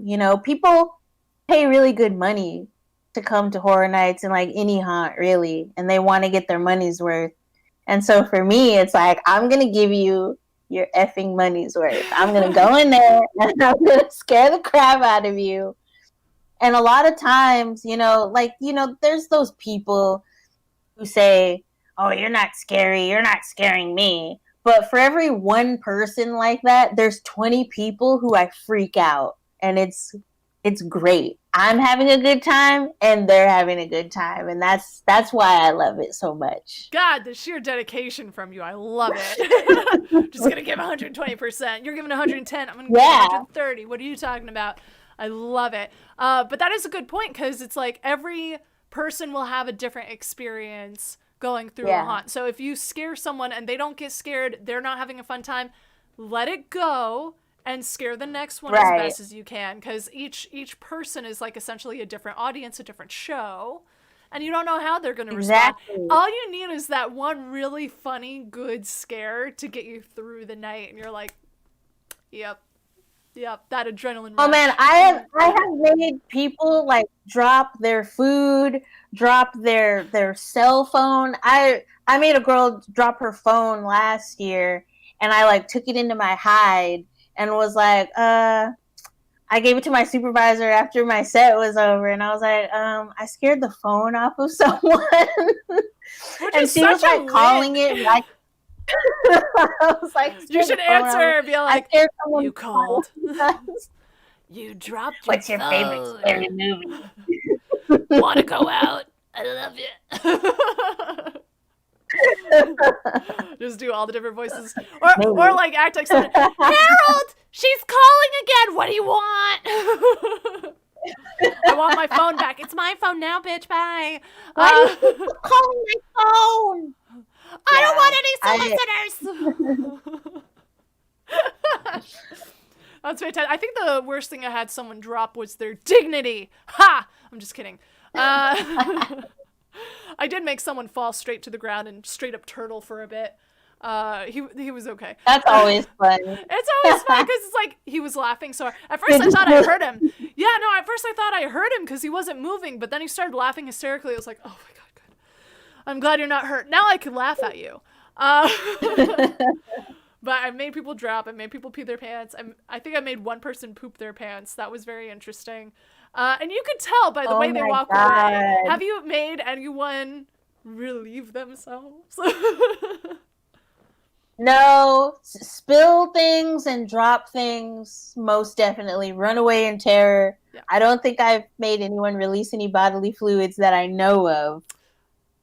But anything could happen. I will say, if you ever go through as a guest, anyone at all, there is a certain walk people do to reveal that something has been relieved.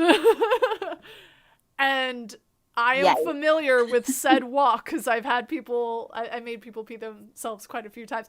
Most people straight up admit to it. They're like, I peed a little. Like, it's the most hilarious thing to hear. Like, you'll pop out of your little high hole and rah! It's like, I peed. It's like,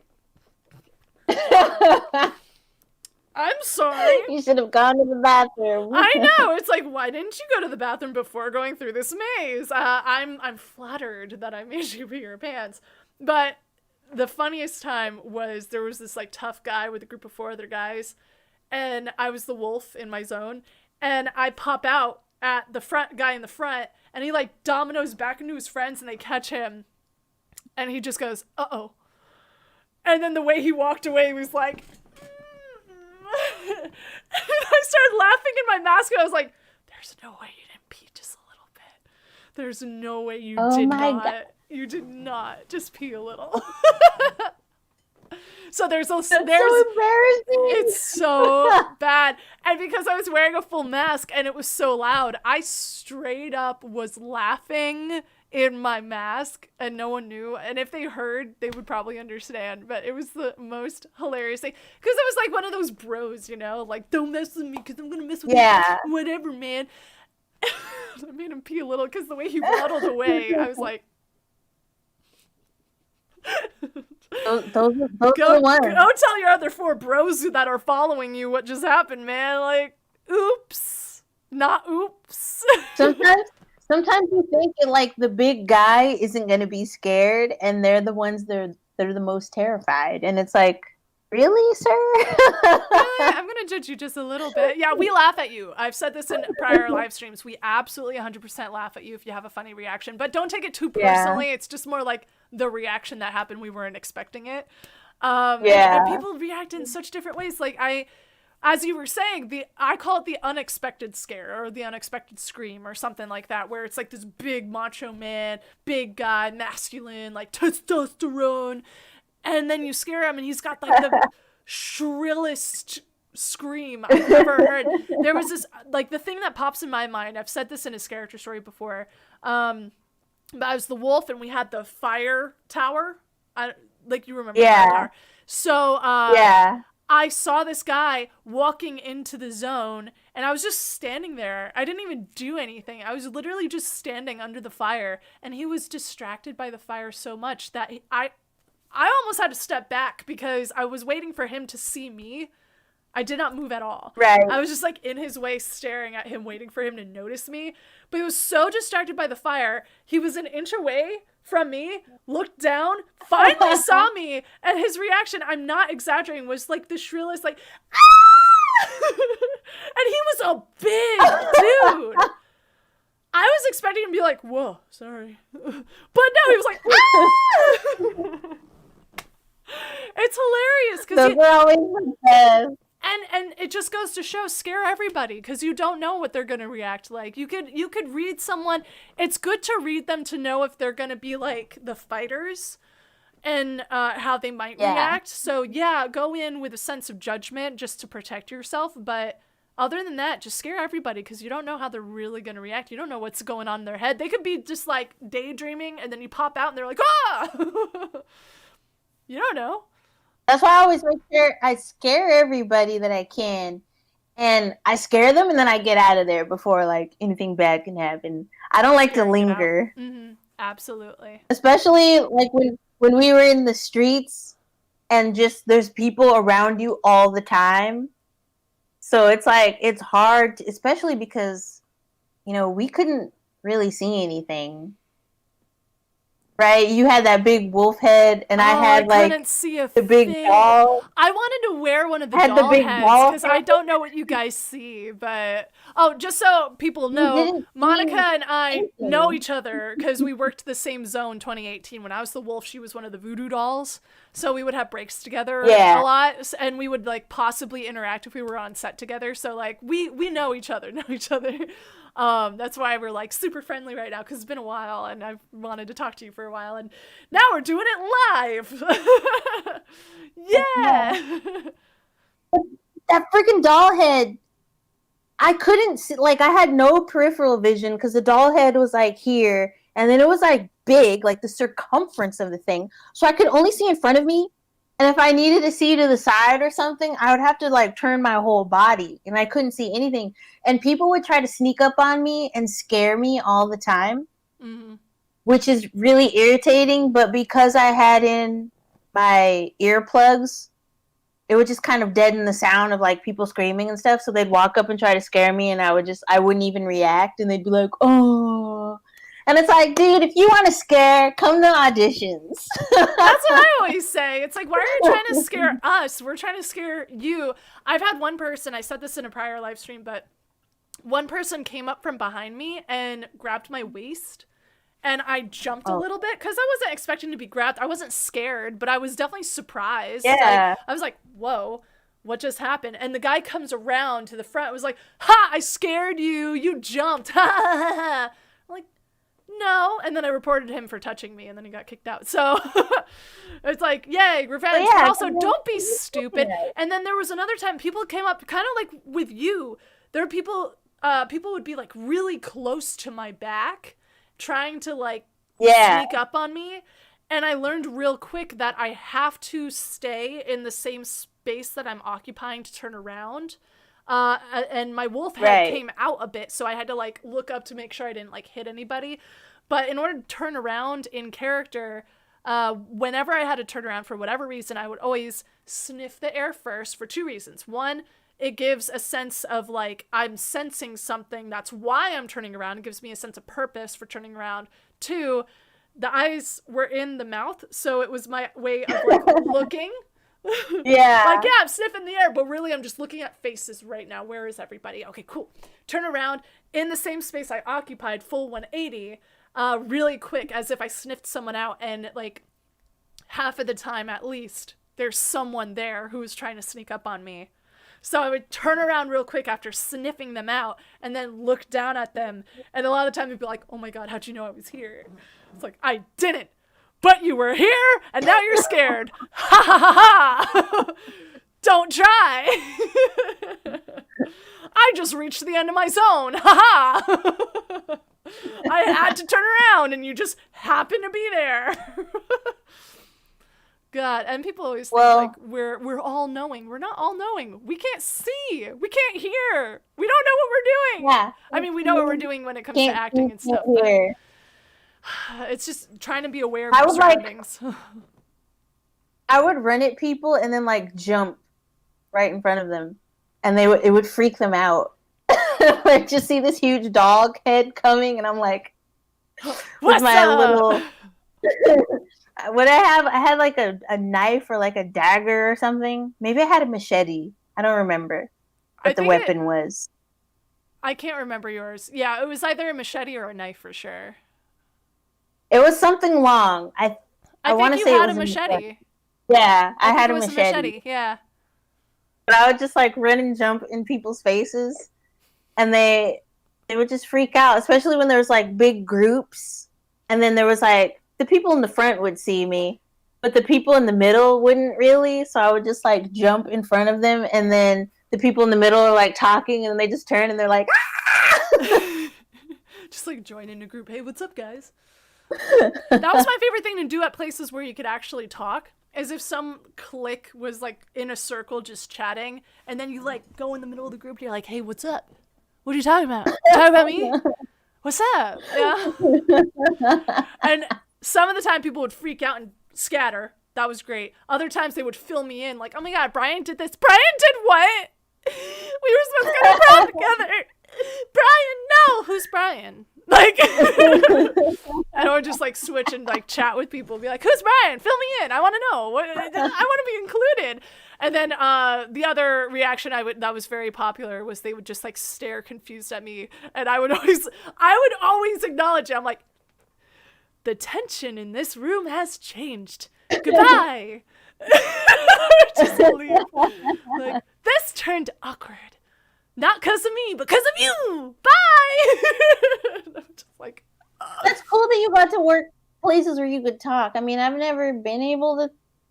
I mean, obviously, because I was never cast as like a speaking role, but all I can do is like grunt or do like a or some funny noises. Which is honestly most of the time that's what I would do anyway, because a lot of the time people would not expect the voice to come out of me, and it would leave them more confused than anything. But if you're just grunting or making noise, it gets rid of the human aspect of it a lot, and it makes it scarier.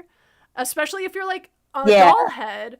If you're saying words but the mouth isn't moving, it just ends up confusing people more. especially if your voice doesn't really match the character, which is really hard to do. Like, I couldn't speak even if I was in a speaking role as a wolf. I wouldn't want to speak because it would just make people laugh. Like, if I were to try and howl and I had that really intense looking mask, it would not work. So I made no noise at all because it would only take away from the character. So it's like, if I was cast as a killer clown, absolutely, because my voice matches that more. But if I'm a big scary wolf or a doll or something, maybe not so much. But if I was like a possessed girl thinking she's a doll, maybe. I'm too tall for that, though. I would never get cast as that. They always cast like the little ones for the possessed dolls. It's like, but I want to be a doll. I want to be partial. Even I'm too tall to be like a little. Yeah, I'm too tall to like play one of those childlike, cutesy little scary. But they're so much fun to play. And I'm 5'6". Just so much fun. So, what have been some of your favorite characters that you've been cast as, and what are some characters that you wish you would be cast as? Well, okay. I think my favorite characters was just HHN 2017 because I was in the pool that year. Mm-hmm. And when I first started, because the previous year was my first year, I was on Terror Tramp, and then they put me in pool, and I didn't know what that meant or what that was going to be like in the beginning. I was like, oh my God, I'm homeless. I don't have a maze. I don't have any, like, what is this? I don't belong anywhere. Homeless. I'm all the monsters at once. Yeah. But it was so cool because I got to do so many different things. And, like, I got to step into a new role, like, almost every night. They mostly sent me to American Horror Story, but I got to go to The Shining, and I got to be in Scare Zone 1 and be a ghost, and I got to be the Kiss Me girl with a chainsaw. Like, I got to do all this stuff. And that year was super fun for, like, characters, because I got to do everything. Yeah. It was the most fun. I got to be Freddy Krueger. Like, oh, yeah. Classic Freddy Krueger with, like, the stripy... Yeah, I got to do that. And with the glove, that glove is... I didn't realize it was real metal. Like, you could actually hurt someone with that glove. And people have been hurt. Unfortunately. Yeah. A lot of the Freddys would use it to make noise, but then you'll get a Freddy who's, like, new to scaring and doesn't really know distance of prop and maybe... Right. I don't know. I'm not spreading rumors. I don't know exactly what happened, but... I'm sure people have gotten touched by the metal at least. I don't know. So what year was this? You said 2017? It was 2017. They had Titans of Terror. And then on Terror Tram, they had, like, Jason at the Bates Motel. And then they had the Freddys in the, like, War of the Worlds set. Yeah, so I got to do it like a grandma Freddy. She had a wig and everything with that. And they were saying, like, with the glove, like, you're not going to go out at people. You're going to, like, go back at yourself. And I'm like, but what if I hurt myself? I didn't. But you could, like, you had to, like, do, like, this weird claw thing where you're, like, clawing yourself so that you don't hurt anybody. Yeah. But, I mean... It was still kind of dangerous. Yeah, you definitely had to be careful with it. So you were one of the Freddys from Pool one night in 2017. Okay, so it was you! Okay, I've been trying to find the person who was that Freddy this whole time. I was like, who was it? Because I remember being in 2017, I was one of the camp counselors for Friday the 13th on Terror Tram. I remember you were a camp counselor. I was Grindstone Carol. And I just remember that there was one day that we had a girl Freddy, and it was like the talk of the town. And I remember someone, that was me. Yeah, someone wearing a ninja hood and was like, yeah, I'm the girl Freddy. And I'm like, awesome, dope. I got my son, though. I'll talk to you later. And I never talked to you. This whole time I've been trying to find out who it is. And it's been you the whole time. Oh my God, did we not know that in 2018? I didn't know that. I didn't know that. Maybe I didn't. I forgot, but I've been searching. Oh my gosh. Yeah. And I got to be a camp counselor too. I was like on the dartboard or whatever it was, the target. Oh, the arrow Remember kill. that? There was like you were target. arrow kill? Yeah. That's so awesome. I was there, and then the Jason was like, he wasn't really killing me. So I was just running around and pretending to be afraid of him. And I was scaring people and like reaching out and being like, help me, but like scaring them with it. Yeah. Help me, please. It's like, I want your help, but really, you need help, don't you? Mm-hmm. Yeah. I was arrow kill one night for part of the night before I got pulled to pool again because they needed me for the saw maze, which I hated. I loved going through the saw maze, but they put me in the saw maze in a way. Were you the buckethead? I was Buckethead for one of the nights. Were you the bucket? For one of the nights. Me too. I hated it because like it came loose. So oh my god. So Buckethead, we had the collar and it was like you wear a bucket on your head and the collar is supposed to be like pulling you into the blades. Right. And it was like Velcro and the Velcro wasn't working, so I had to like hold it to my neck. And every so often I would have to let go to give my hand a rest or something and it would fall off. There were guests there and the thing fell off my head and I was like, oh, hold on, let me just get back into my trap real quick. That might kill me. Like, what am I supposed to do with that? But bucket kill wasn't too bad. It was when I was Amanda digging into the guts. Because at the time I was doing hand modeling and the guts would stain my hands. So I actually lost out on some gigs because of that. And I was a little bit too tall for it because the table went down to like my waist or like my hip. Yeah. And so and it was like an hour on, half off or something. Like it was like the worst set time ever. And it was so boring because all I had to do was dig through the guts. They said, don't damage the guts. And I'm like, they're already just twine. Some guts here. I'm not doing anything. I'll lift them gently every once in a while to show people, but then I'll place it down and just look panicky.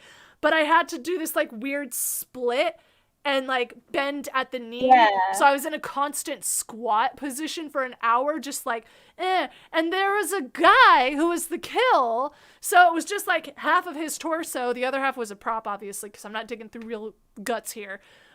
But he was not giving me anything. He was just like, I'm like, and it was the bear claw too. And it wasn't until after my first set doing that someone told me the reason that position was open at all was because someone threw up in that mask. Oh no. I was like, was this cleaned? Was this cleaned beforehand? And they were like, oh yeah, of course. Like, we gave you a clean one. Sure. But I was like, I hate this. But I was arrow kill for like the first hour for briefly.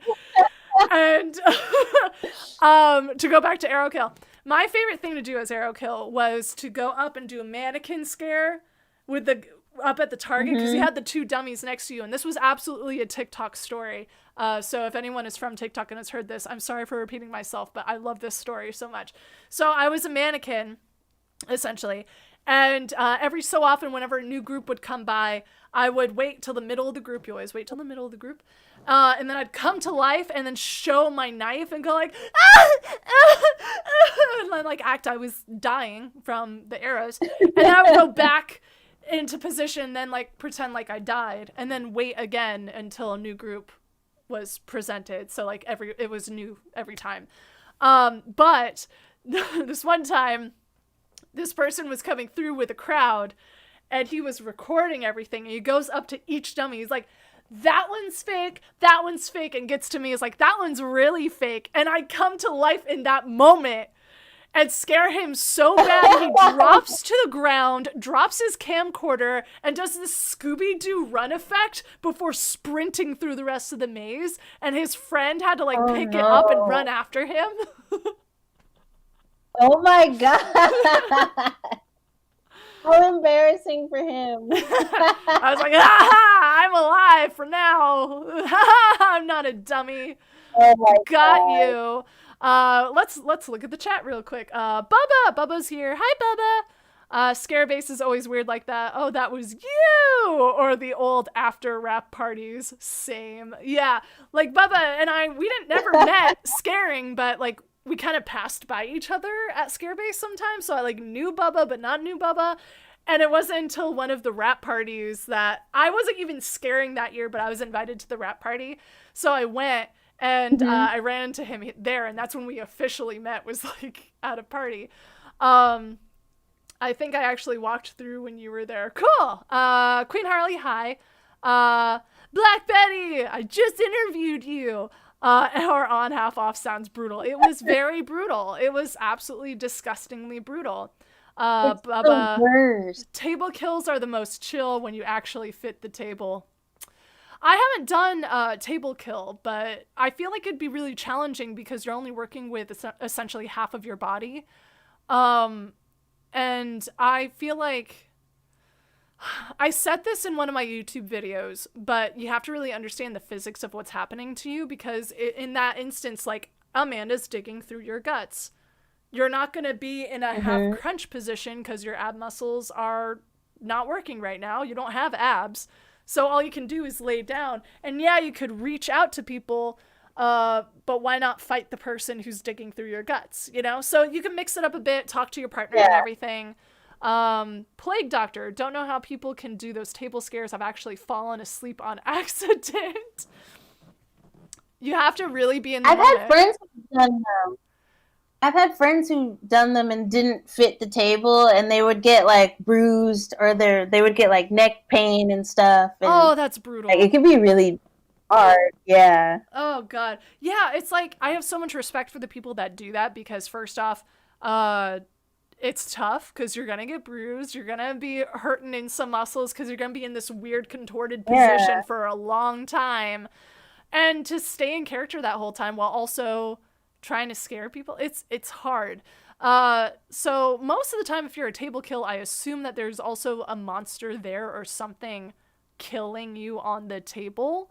My biggest pet peeve with those is when the table kills either look too bored. It's like, how are you so comfortable when you're getting chopped in half? Or they try and be the scare when it's the monster who's supposed to step out and scare. It's like this. My biggest advice, if you are a table kill, because no one asked for my advice, but I'm going to give it anyway. Cat behind you. Hi. That's Gemini. Hi, Gemini. Both my guests have cats that just make an appearance, and I love it. I live for this. I love cats. Anyway, my biggest advice is know your place. You are not the scare. The best thing you can do to scare them is to make it look as realistic as possible what's happening to you, so that they feel like, oh no, that can happen to me. Like it's more of a psychological scare rather than a jump scare. So you're not going to jump. You're stuck in a table.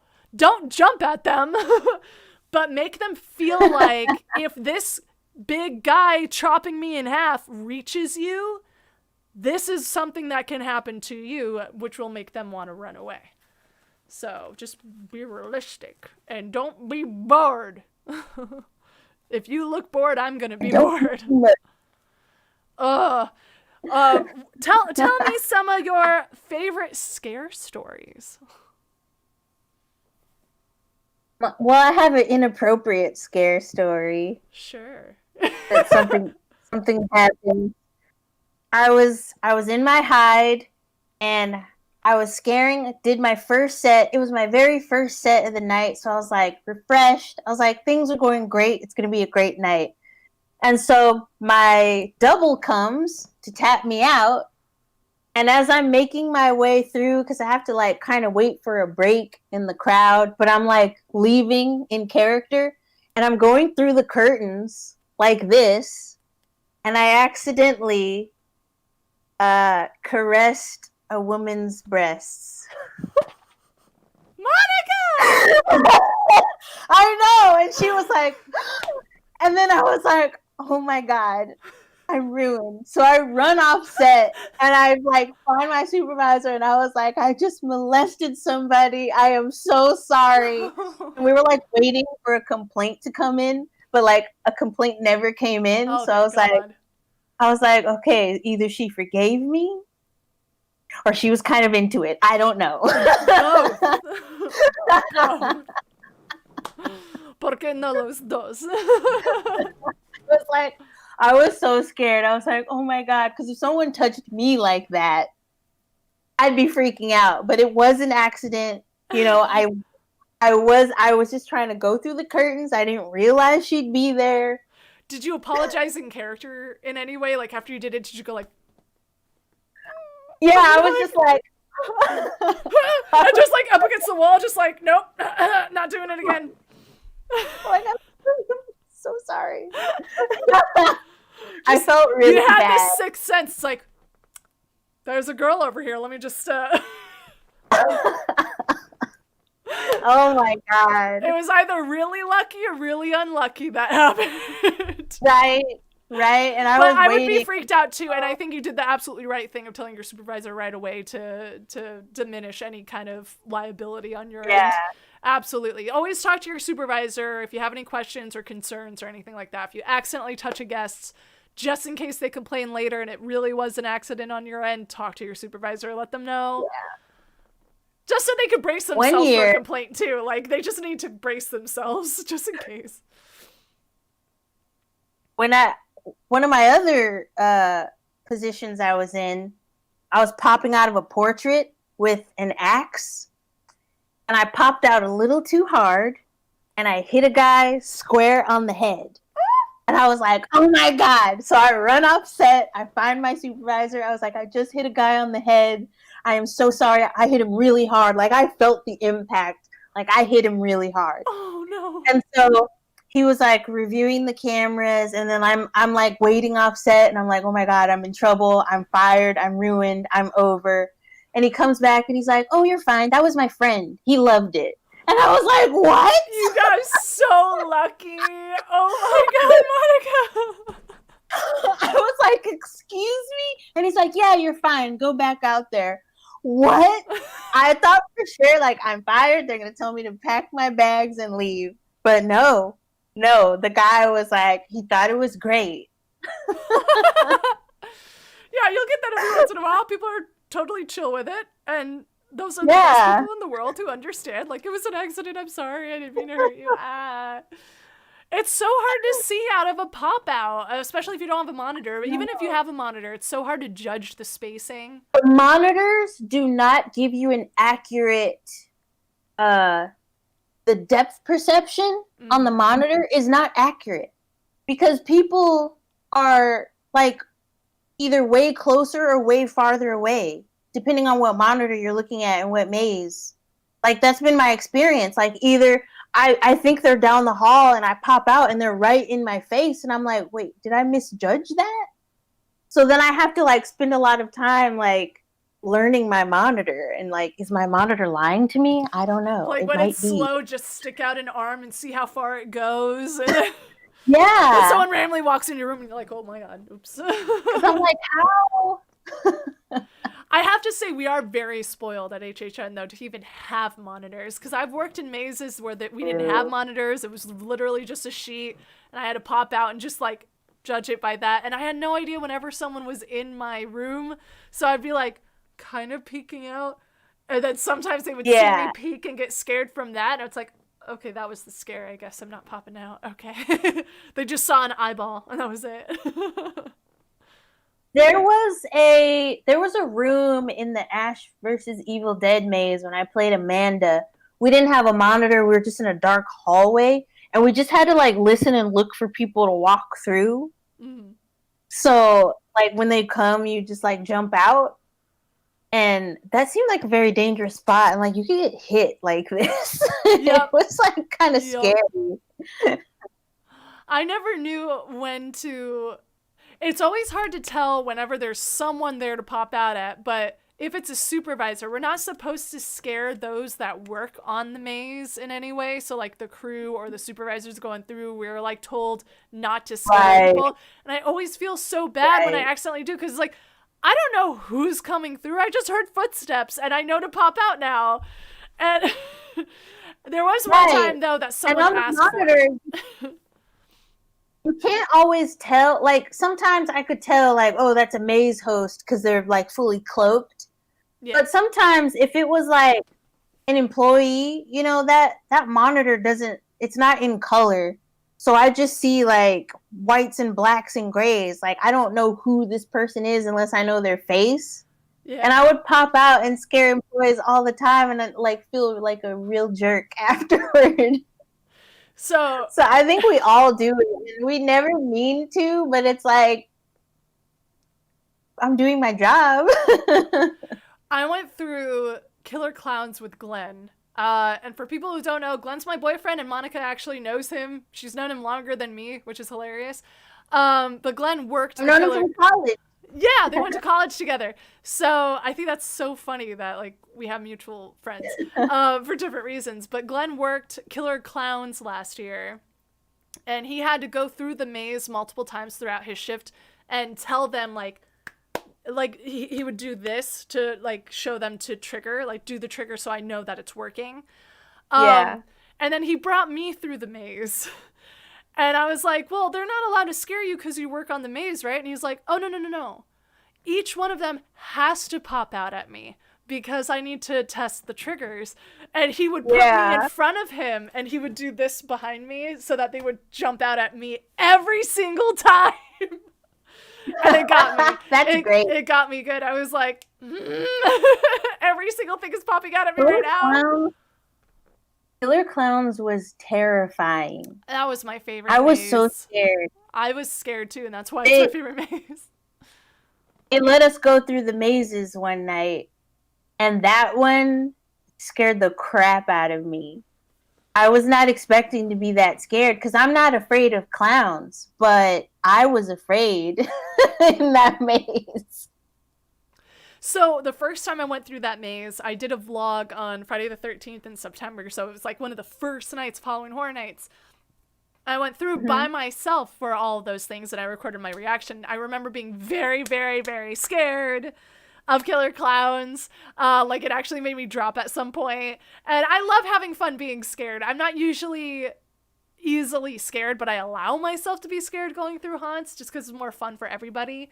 To be scared and have a big reaction, and boy do I have a big reaction when I'm scared, and I don't mean to be that obnoxious person, that's just my personality. I get like, oh my god, and I burst through a door and I'm like, oh my god, sorry, like, oh my god. So I had not seen the movie though, so I was going through being like, this is kind of hokey, like what is this? And yeah, I'm scared, but I have no idea what's going on, but I think it's funny.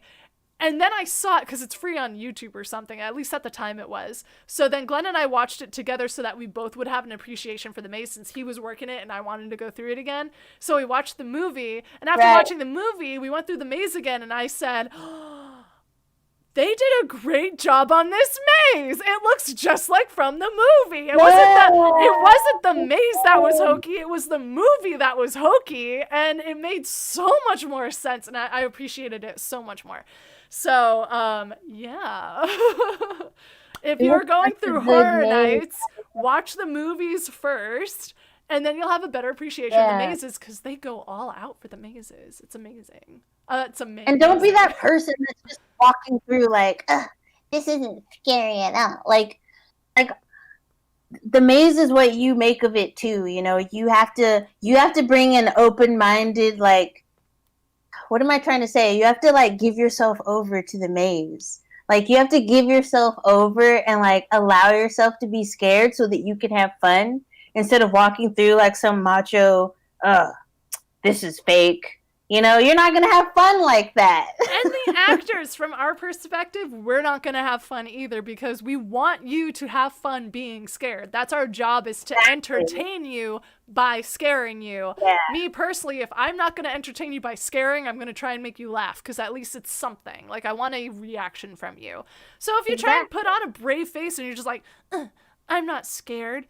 No, lean into it. Be scared. For me, going through the mazes, it's a fake it till you make it mentality for me. I will scream every time whether you scare me or not because that's my way of like applauding the scare actor. I know what it's like to be a scare actor, so I want you to have a reaction even if it's fake. At least it's something rather than like, thanks for trying.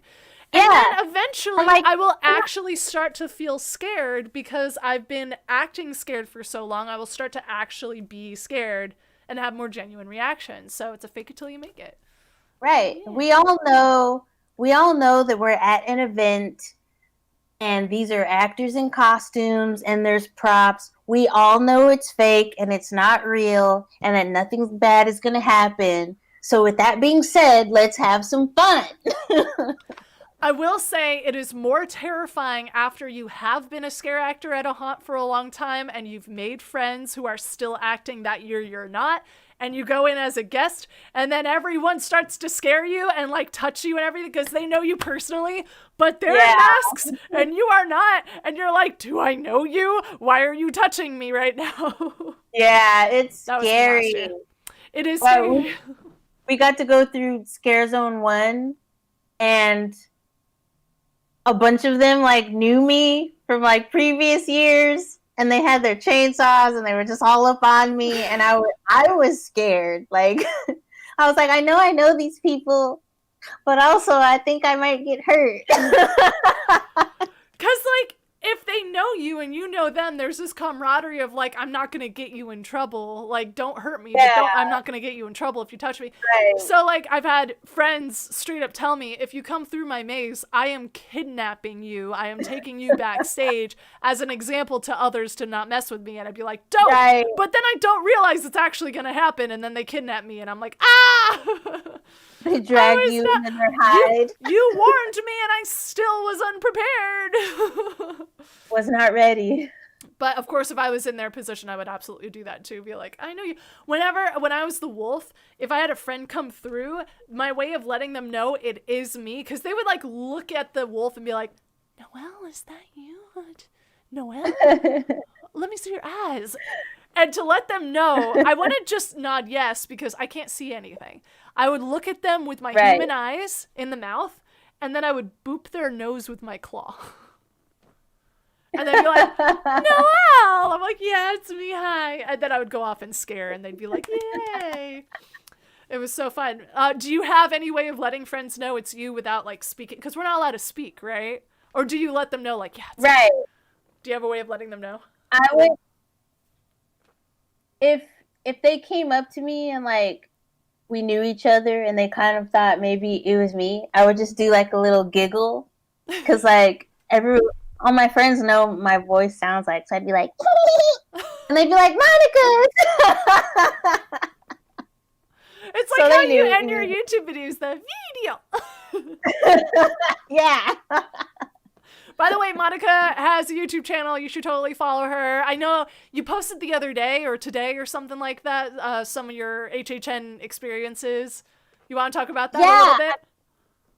Yeah, I was just talking about like my first year in Terror Tram, and I was a burned clown for Eli Roth's Clowntasm.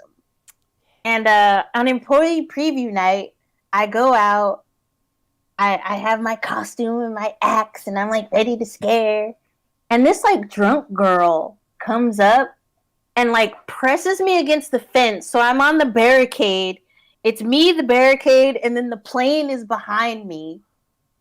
And she's in my face going, "You gonna take me down? You gonna take me down?" Ugh. She's completely wasted. I can smell the alcohol coming off of her. And her boyfriend or whoever is like standing there just looking at her and just like not stopping this. So I'm like this against the fence, like I don't want to touch this girl.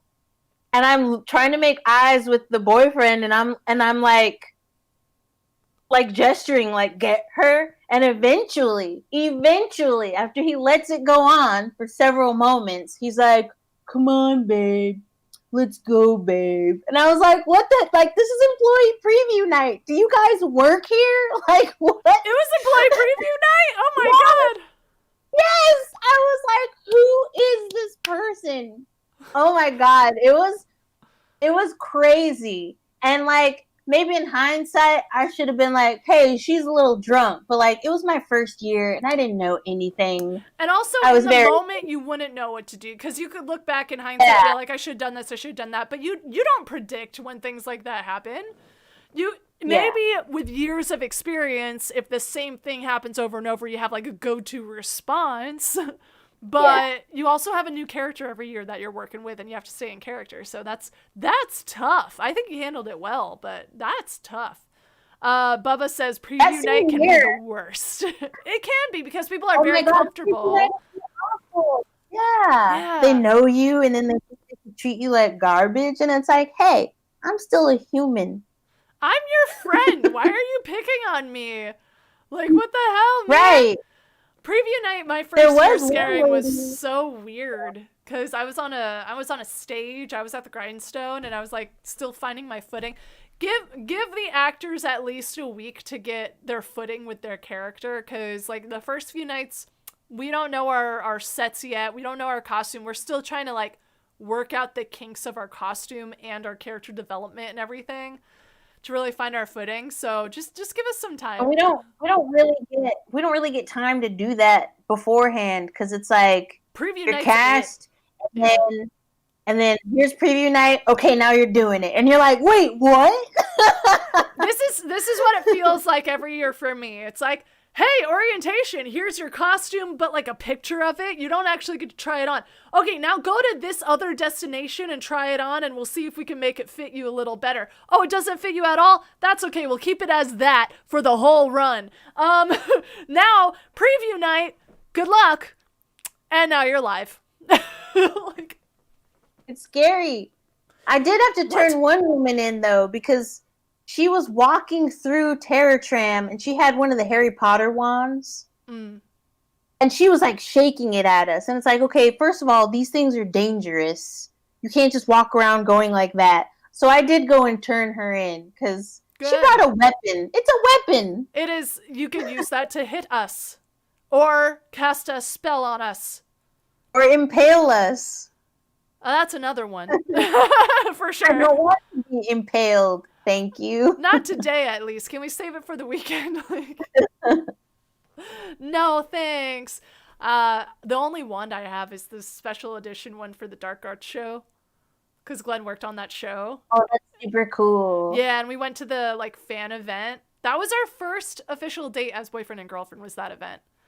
So, like, we went and, like, we were there during the day-ish. We rode a couple rides, I think. We went and had the dinner, and then we went into Harry Potter World, and we got, like, our butterbeer, and then we bought a wand. I splurged on my wand. I was like, I really want this wand. So that's the only one I have. And then later in the night, we saw the Dark Arts show, and he was, like, behind me, hugging me from behind. He's like, okay, get your camera out now. You're going to want to record this. I worked on that over there, and this is going to happen here, and record that. And oh my God, people are here from Japan that are like from the headquarters watching my show. And I'm like, dude, you need to calm down. I'm just enjoying it. It's a light show. I have a Dark Arts poster on my kitchen wall, and it pops up in my videos sometimes. Yeah, I have noticed it. I'm just so proud of that show. I want them to bring it back, to be honest. It was just like a really awesome show.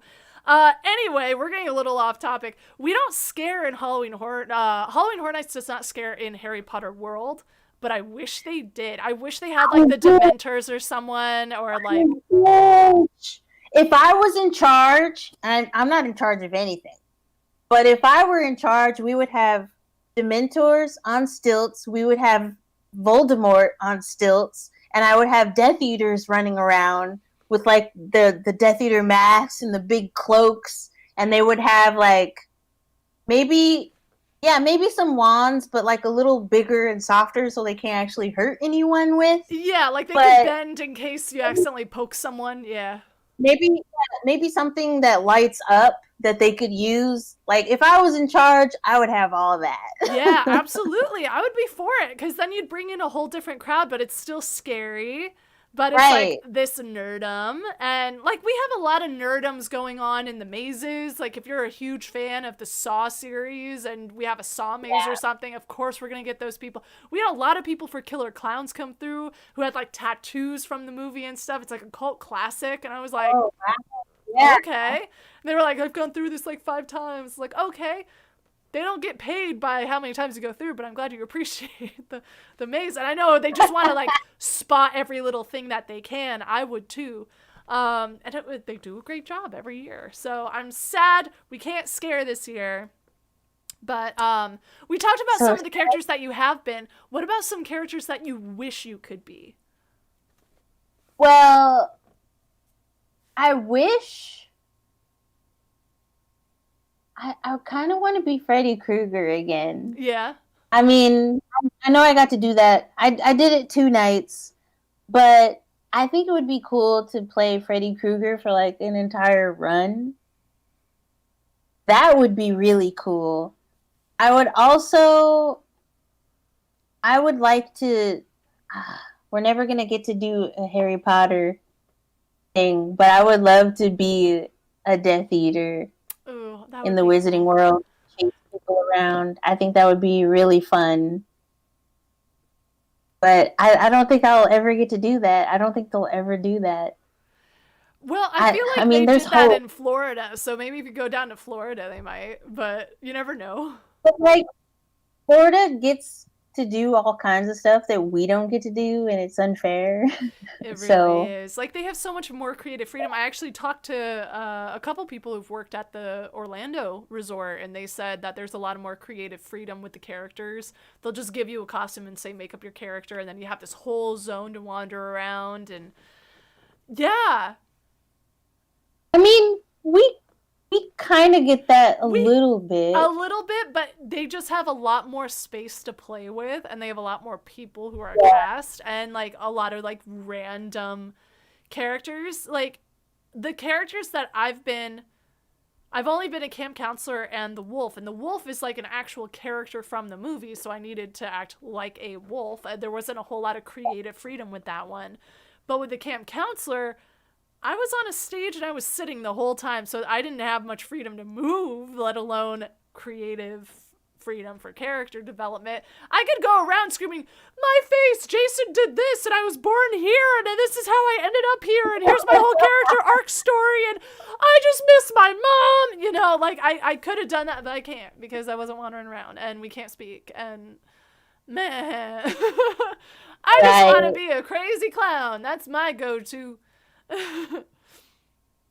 Or like a Being a puppet clown character. was fun. It was fun being a clown on Terror Cham.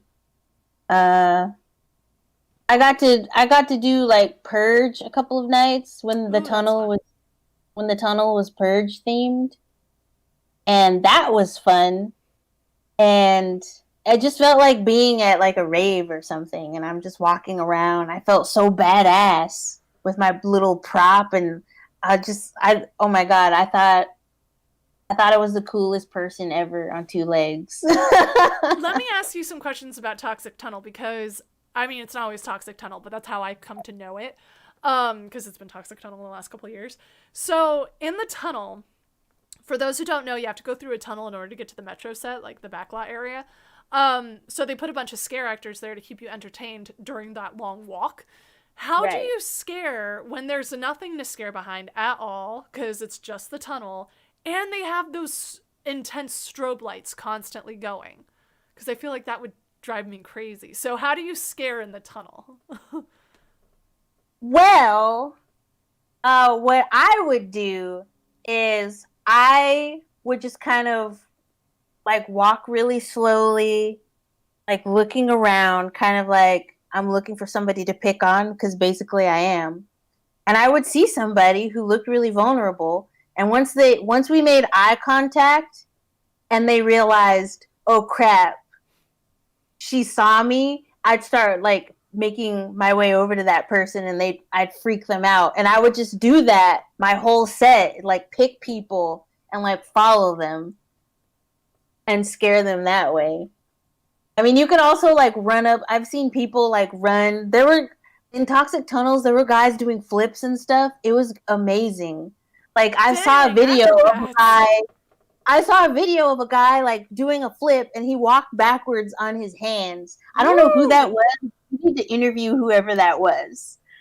Whoever knows who that was, you need to interview that Let me person. know. I'll reach out. If it is you who did it, reach out to me. Like, I want to interview, I want to ask questions. I have so many questions.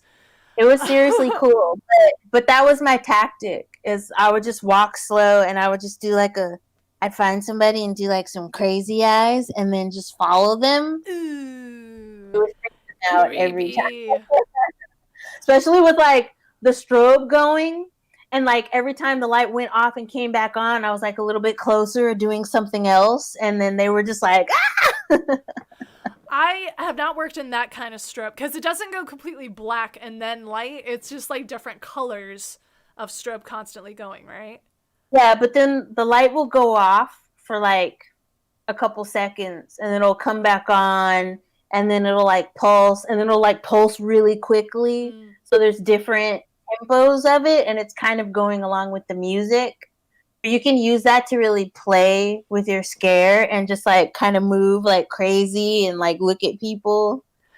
That's what I was going to say, because I've worked in strobe before at another place and it was just like off, on, off, on, off, on, off, on, over and over and over. Yeah. Same pace, but it was only for 10 seconds that this would happen. So it's like I'm doing a show and then the strobe happens and I have to go like really intense and then all lights go off and then I have to move in the dark all the way around the crowd and then pop up on the other side and go, we're here, let's go.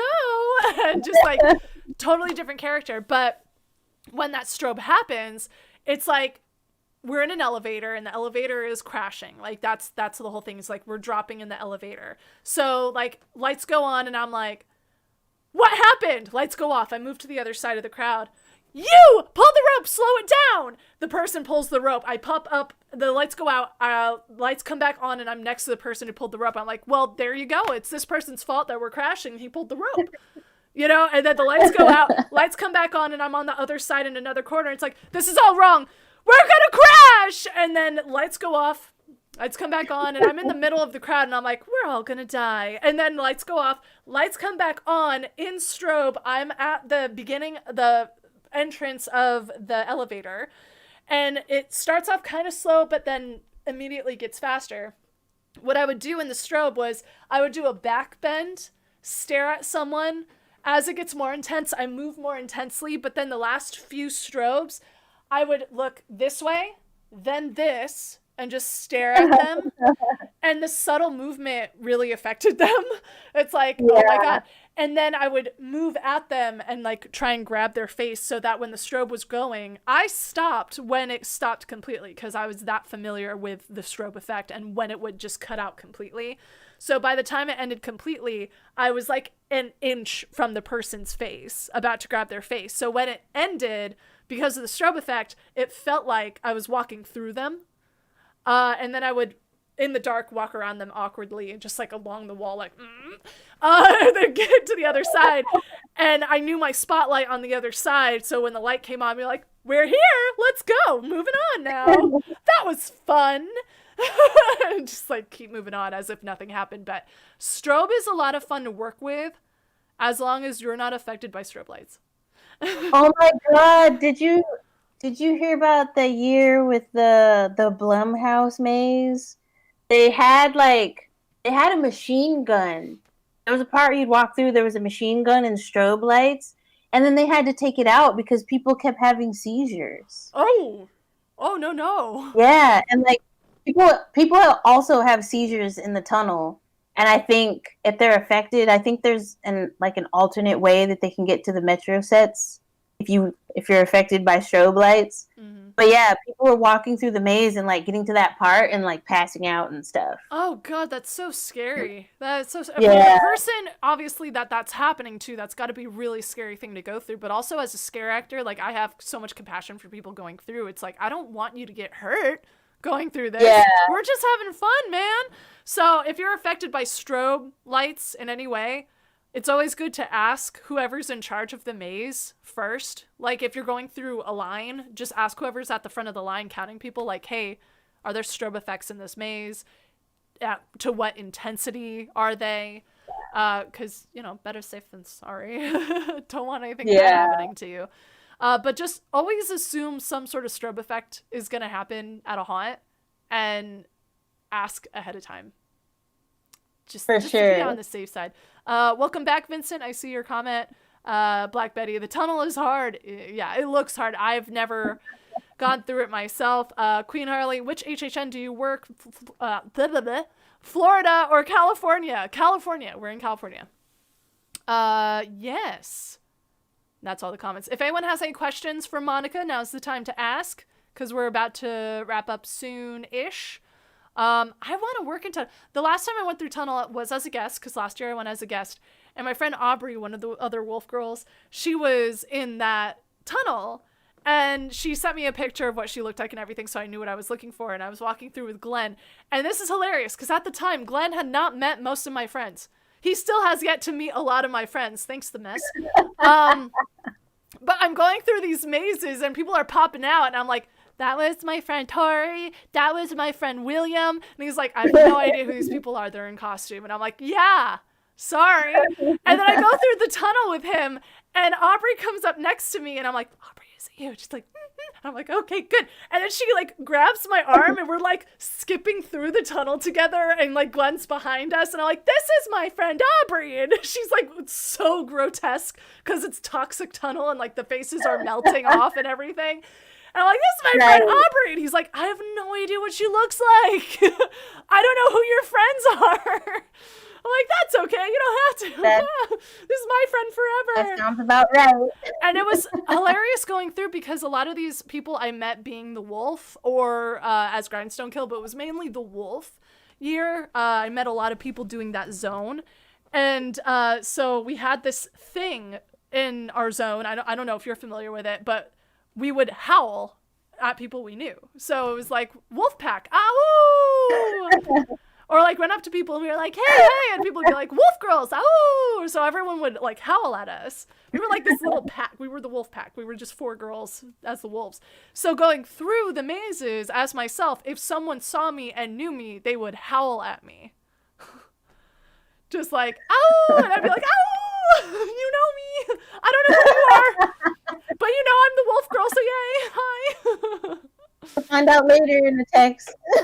Just, it was me. No one messaged me after. I told every single one, I'm like, message me later. I want to know who you are. I don't know who you are. I'm so sorry. Like, do I know you? And they would like, message me later. Let me know which one you are, because you're the one in the mask. I don't know. And no one messaged me. It's like I met at least 20 people going through that night, and I don't know any of them. Unless they told me ahead of time, like, I am cast as this. This is my set time. I'm going to be on it here. Please get in line starting this time. Like, unless you tell me all of that, and you pop out, and you tell me what the signal is that it is actually you, I'm not going to know it's you. Like, when I was going through, what was it? House of a Thousand Corpses, and William was the first scare. He said, if it's me on set, I will take my axe and then pretend to slice your throat. I'm like, great, good signal, thank you. And it happened, and I was like, it's William, yay. So there's always a signal. Did you go through the us thing? I did, actually. I did the second time going through. It was like one of the last mazes I got to go through before the season was done. And I had to wait like 2 hours to get through that. That was an amazing maze. And you won Scareactor of the Year, didn't you? Yeah, you won Scareactor of the Year. How did you do that? I mean, I know you're an amazing actor and whatever, but for those who don't know how to get Scareactor of the Year, how'd you do it? I other than like showing up on time and working really hard, I didn't do like anything special. I think the year that I was in pool, I think I really impressed like the people in charge, because everywhere I went, you know, they grade you. Mm-hmm. And I got straight A's the whole time. And I didn't realize I was being graded. Like, I didn't know that until the very end. And then they announced like, this scare actor got straight A's. And I was like, straight A's? They're grading us. And they're like listing all these qualities. And I was like, what does that mean? And then they said my name, and I was like, what? And then after that, I got to be in Scare Zone 1. And then after that, I got to be in Us. And I was like, wow. So, like, I guess I'm doing great here. Like, that's so great. Yeah, so if anyone wants to be Scareactor of the Year, if you have that at your haunt, show up on time, stay in character, be on time for your sets, don't complain so much. Yeah. Like, be a good employee. You are a professional scare actor at that point. So be professional. Exactly. And put yourself in the shoes of the like supervisors and stuff. Make their lives easier. They will appreciate that so much. Yeah. If you're gonna be late, whatever they give you, they give you something to do and you're like, the way they told me to do this is difficult, then like find a way to do it that's safe, that's manageable, but like I don't know, just if you complain about like silly things, obviously if you can't see or if your costume's hurting you, but if you're just like, I can't use my prop, then they're just gonna be like, come on. Like, what do you mean? I can't wear a mask. I have a medical condition. Then why did you audition for this? Too real? The mess. Let's see. I'm gonna come get scared by you in 2021. That would be awesome. I don't know if I'm where I'm gonna be in 2021, but we'll see. I would love to have people come see me. Obviously, I won't be able to announce where I'm acting, what my character is, or anything like that, unless, like, if I sign something saying I can't announce it, I won't be able to announce it. But, you know, you could always get lucky and say, like, Noelle, is it you? Is it Charge and Die? Yes. Haha, hi. Plague Doctor, I point at people I know and then message them once I'm offset. See, that's fine. Just let me know it's you in some way. I do that later. I message people if my friends walk through and they don't know it's me. I'll message them later and be like, I saw you walk through, and they're like, oh my god. One of my pet peeves though is when a bunch of friends message me ahead of time saying, hey, we're gonna go through your haunt, and then I never hear them throughout the night and I'm trying to communicate with them. I can't text when I'm on set, I'm scaring. Right. But when I'm on my break, I'll check my phone and message them saying, hey, stop by this place from this time to this time. I'll be there. This is what I'm wearing, etc., etc. And then I'll be done for the night and be like, where did you guys go? And they're like, oh, we went through this time to this time. Like, you mean the opposite time I said? I wasn't on set. You didn't see me. I didn't see you. So what the hell? What was the point of all that? And like, they would just go radio silence the whole night. Like, I'm trying to confirm. I'm trying to make myself available. It's hard enough to see, breathe, and hear, and, you know, whatever, in my mask. Right. I'm making extra effort to try and find you. It's like needle in a haystack trying to find people you know. You have to find me. I'm the monster. I'm easily identified. I can't find you. Why am I trying to communicate so hard with you if you won't communicate with me? Last year it was easy because I didn't have a mask. So my friends could just see my face and know it was me. That's so nice to have that kind of being able to see and breathe-ness. It was really cool. It sounds like it was a great year for you, absolutely. Like, the Us maze was really cool. I unfortunately only got to go through it once, but I don't think I saw you, though, which I was really upset about. I wanted to see you. Yeah. But I must have missed you just by a little bit. A lot of people saw one of my doubles instead of me, but yeah. But you know what? That's fine. I had to fight really hard to get those doubles because our sets were an hour on and 30 off. Oh, the worst. And I passed out in my hide like the first week. Oh no. Like my double came to tap me out and I was out cold and I was like, oh. What happened? How did you pass out? I was just so exhausted from doing an hour on and like 30 minutes off, and our maze was so busy. Like, there was hardly ever a break in the line, you know, and I'm popping out constantly, and I'm like, I can't do this. And other girls I was with had never done horror nights before, so they're like, well, this is how it should be. I'm like, no, we need to get 45-45s. I'm telling you, that's the sweet spot. Yes, absolutely. And so I did make a big fuss about that because I was like, look, if you want me to do a good job, then you gotta like give us some more people because I can't, like, we can't do this. There was only 3 of us playing the role, and like, it was brutal at first, but then they got us some other girls so that we could have 45-45s. And we were the only characters in the whole maze that were on our 30s. Everybody else had 45 minutes on and 45 off. And I'm like, well, that's not fair. That's like, so we're killing fair. ourselves. Yeah. Like, we're killing ourselves over here. Like, you got to get us some other people. So finally they did, because I was like, who do I need to talk to? And I kept like talking to people, and I was like talking to supervisors, and I was talking to people at Scarebase, and I was like, we need more people. Mm-hmm. Like, get us more people. This won't work. And then finally when they did, all the other new girls were like, oh wow, is this what it's like? And I'm like, yeah. It's better, isn't it? Yes. Like, we don't need to work this hard. It's not that serious. No, and I'm so glad that you made us think about that, because like hour on, half hour off, the only way that would work is if you're not doing a whole lot, honestly, if you're not exerting yourself. And you were like doing popping out. So much. Yeah. We had special like choreography and movements we had to do that was like very specific to the film and stuff. I'm like, I can't do all that for an hour with only a 30-minute break, and then my bump is coming late, so then my break's only 20 minutes, but then it's really only 15 minutes because I gotta spend 5 minutes getting ready. Like, no way. Like, It was brutal. Yeah, I was half on, half off. And that doesn't sound that bad, but being in that full wolf costume, it's awful because after 20 minutes, my body started shutting down on every set. So then I really had to push myself for the last 10 minutes. And like, once again, it sounds like I'm complaining about a little thing, but the costume was a lot. And then to get offset. I mean, I saw you getting in and out of it, so I know how hard it was. I had a team to help me get out, like in costume. To get out of costume, I was just like, here's the head, get the gloves off, whatever.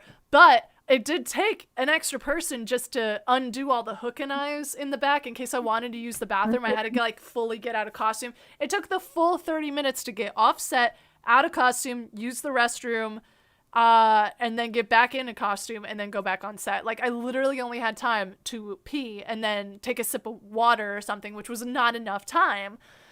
So once they fixed the costume issue, I told them, like, I need snaps in the leotard so I could just, like, unsnap, use the restroom rather than getting completely out of costume to use the restroom. That helped a lot. So I was able to use the restroom for, like, 5 minutes, and I was able to get back in a costume by myself. And then I was able to just, like, chill for 10 minutes even, and then go back on set.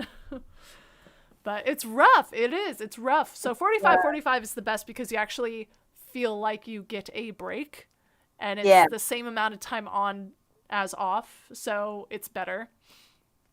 What's this? Spot. Yeah. Yeah. Plague Doctor. Me and my doubles were supposed to get a fourth, and we fought every night for an extra person. And instead they gave another roll a fourth. So we ended up with a 15-minute gap on our doubles scare. That sucks. Wow. That's oh my god. That's a big middle finger, isn't it? Jeez. That's ridiculous. It is a big oof. Yes, that is a big oof. Anyway, any other fun scares that you've had or interesting encounters that you'd like to tell about? There's a video of Lupita Nyong'o throwing me across the classroom, so that's fun. What? Explain. Yeah. She came to act out her character from Us, Red, and I got chosen to be in the classroom with her, and I come out with the fire poker, and then the Red like throws me back in the hide. I got to do that with Lupita Nyong'o. That's so cool. And she threw me. She actually hurt me, but like I wasn't complaining because I was like, she could throw me across the room whenever she wants. That is so cool. Yeah. Nothing's gonna top that. Send me that video. I want to see that video. That is so cool. I downloaded the video because I'm like, I'm keeping this forever. Absolutely. Oh my god, that is so cool. I'm so jealous. Oh, it's on YouTube. Yeah. I'm so upset that I wasn't able to get any like footage of me scaring as is, like just my footage, like someone taking pictures or whatever. I didn't think of it at the time that I might need it for TikTok. That wasn't even a thing back then. Right. So recently I like went on YouTube and just searched like 2018 trick or treat scare zone, see if I could find anyone who happened to catch me scaring. And I found some footage, but it's just me like awkwardly walking around trying to find someone to scare. Oh, it was so hard to see in that mask. But like there were a couple where a lot of people got me in the ceremony. And that's funny because Yeah. depending on how light it is outside, what shoes I was wearing, and where I was entering for my bit, I could tell where in the scare season, it happened. So I could look at it and be like, oh, that's about halfway through the season because I'm wearing these shoes, but it's not quite dark yet. Or like, oh no, those boots, that was like first day. I didn't know what I was doing.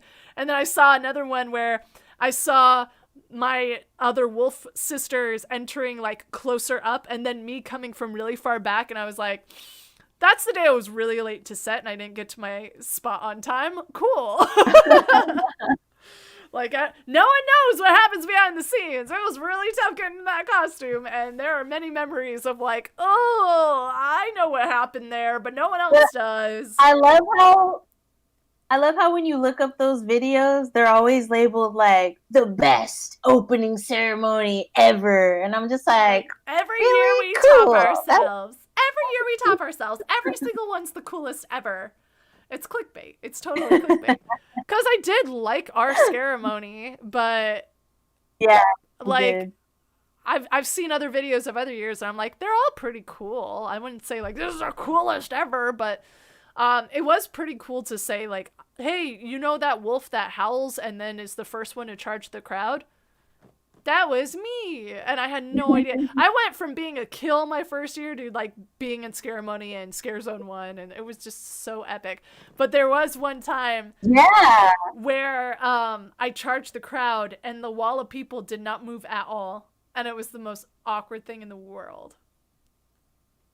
Ooh. I don't know what it was with that crowd that day, but for those who don't know, for the opening ceremony, it's like the beginning of Halloween Horror Nights. We do a little show and we scare the crowd, and the crowd is supposed to run through us as we scare you, and that like kicks off the night. What a lot of people didn't know about me was I had to get fully into costume for those like 5 minutes of the ceremony, and then I used some of my break to do the ceremony because it was not my set to scare.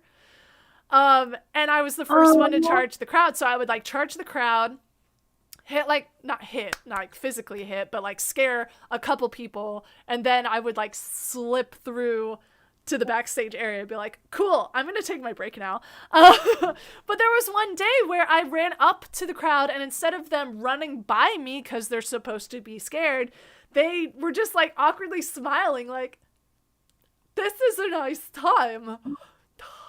This is a show. And I'm in front of them like swiping the air, and it turned less from like, rawr, I'm scary to move that way. And they're just like, look at the cute little puppy. Pretty much just like, its claws are swiping at me. This is so nice. It's an experience. And I'm just like, move, run. I can't get through you. Like you are a wall of people. You're just like, like, what's going on? Move. It was the most awkward day. So I was like swiping at them, and eventually they started like slowly walking through, and everyone at that point was just like, I'm trying to swim through you, but you're a wall. Like, what the hell? Move that way. So eventually when they started moving that way, I was like, that's 2 minutes. I'm done. It's not even my set. Why do I bother? Like, just going off set. I'll deal with the stupid crowd later. Like, what was the hive mind that day? No one moved. Did they not get the memo? I'm not even surprised. Like, that's just to be expected. I don't even remember what day of the week it was, but it was like, what is with this day? It's just such a weird crowd. And you'll get those days. Like, you'll just read the energy in the air of like, I'm gonna get punched today. Like, people are gonna be stupid. Oh my god. Okay, so we're almost out of time. Do you have any advice for new scarers? Like how to get started or like character development, whatever advice you have for them? How to get started? Watch a lot of horror movies, do some research, and if you ever go to an audition, whatever they ask you to do it full out. Commit. Yes. Even if what you're doing is stupid, commit 100%, because that at least shows them that you're dedicated. So, yeah. The dumber you feel, the cooler it probably looks. So yeah, you never know. You really never know. Yeah. Did I tell you how I full on tumbled during my audition? You did a tumble? I did a tumble. It was not on purpose. I fell. I fell during my audition. I was so scared I was not going to get cast. But I got cast as the wolf and in the ceremony, so something went right there. I don't know. But instead of bumping the cone, which is representing, yes, you do not touch the cone. This is universal for not just Universal Studios, but like for any haunt you audition for, don't touch guests or whatever they used to represent guests. Right. So I went to like Scare, and I can't reveal a lot because, like we said, signed an NDA, but instead of bumping into what I wasn't supposed to touch, I tripped over my foot and did a somersault the other way. And then I just stood up and walked to the back of the line again as if nothing happened. Oh my God. And my friend was in front of me, and she turns around. She's like, "Did you mean to fall?" And I'm like, no, I did not. That was on accident. Oh my God. But I got cast anyway. I was so scared. Like, that whole time I was so confident. Like, I know what I'm doing. I got years of experience. I have my character developed. Like, I have my go-to scare character in mind. Yeah. I am so good. And I went and I was just like overexerting myself. I was overly committed. My go-to scare character is human marionette fighting for her human side. 'Cause I like to do those creepy like puppet movements and like segment my body. Yeah. And, like contort in different ways. But my thought process was, what's going to stop me from actually killing guests? So I'm going to stop myself. Just like, run, she got me, oh, stop, no, I'm fighting it, run, So I was just like doing my contortions or whatever, and then I got to the last bit of it, and I was just off that day. I was just not feeling it that day, and I full on fell over, but I turned it into a somersault, and I just like walked nonchalantly off, like, yeah, that happened. Oh my goodness. You know what? It worked in your favor, though. Yep, I showed them that I can fall and be okay. And I didn't touch the guest as I was falling. So we're good. We're good. But that was super embarrassing. Like, I'm sorry, Scott. I'm so embarrassed. I didn't mean to fall. But I did. And it is burned in my memory forever. Oh my God. Any other really memorable scares? Like if someone screamed unexpectedly, or maybe you caused them to drop or something.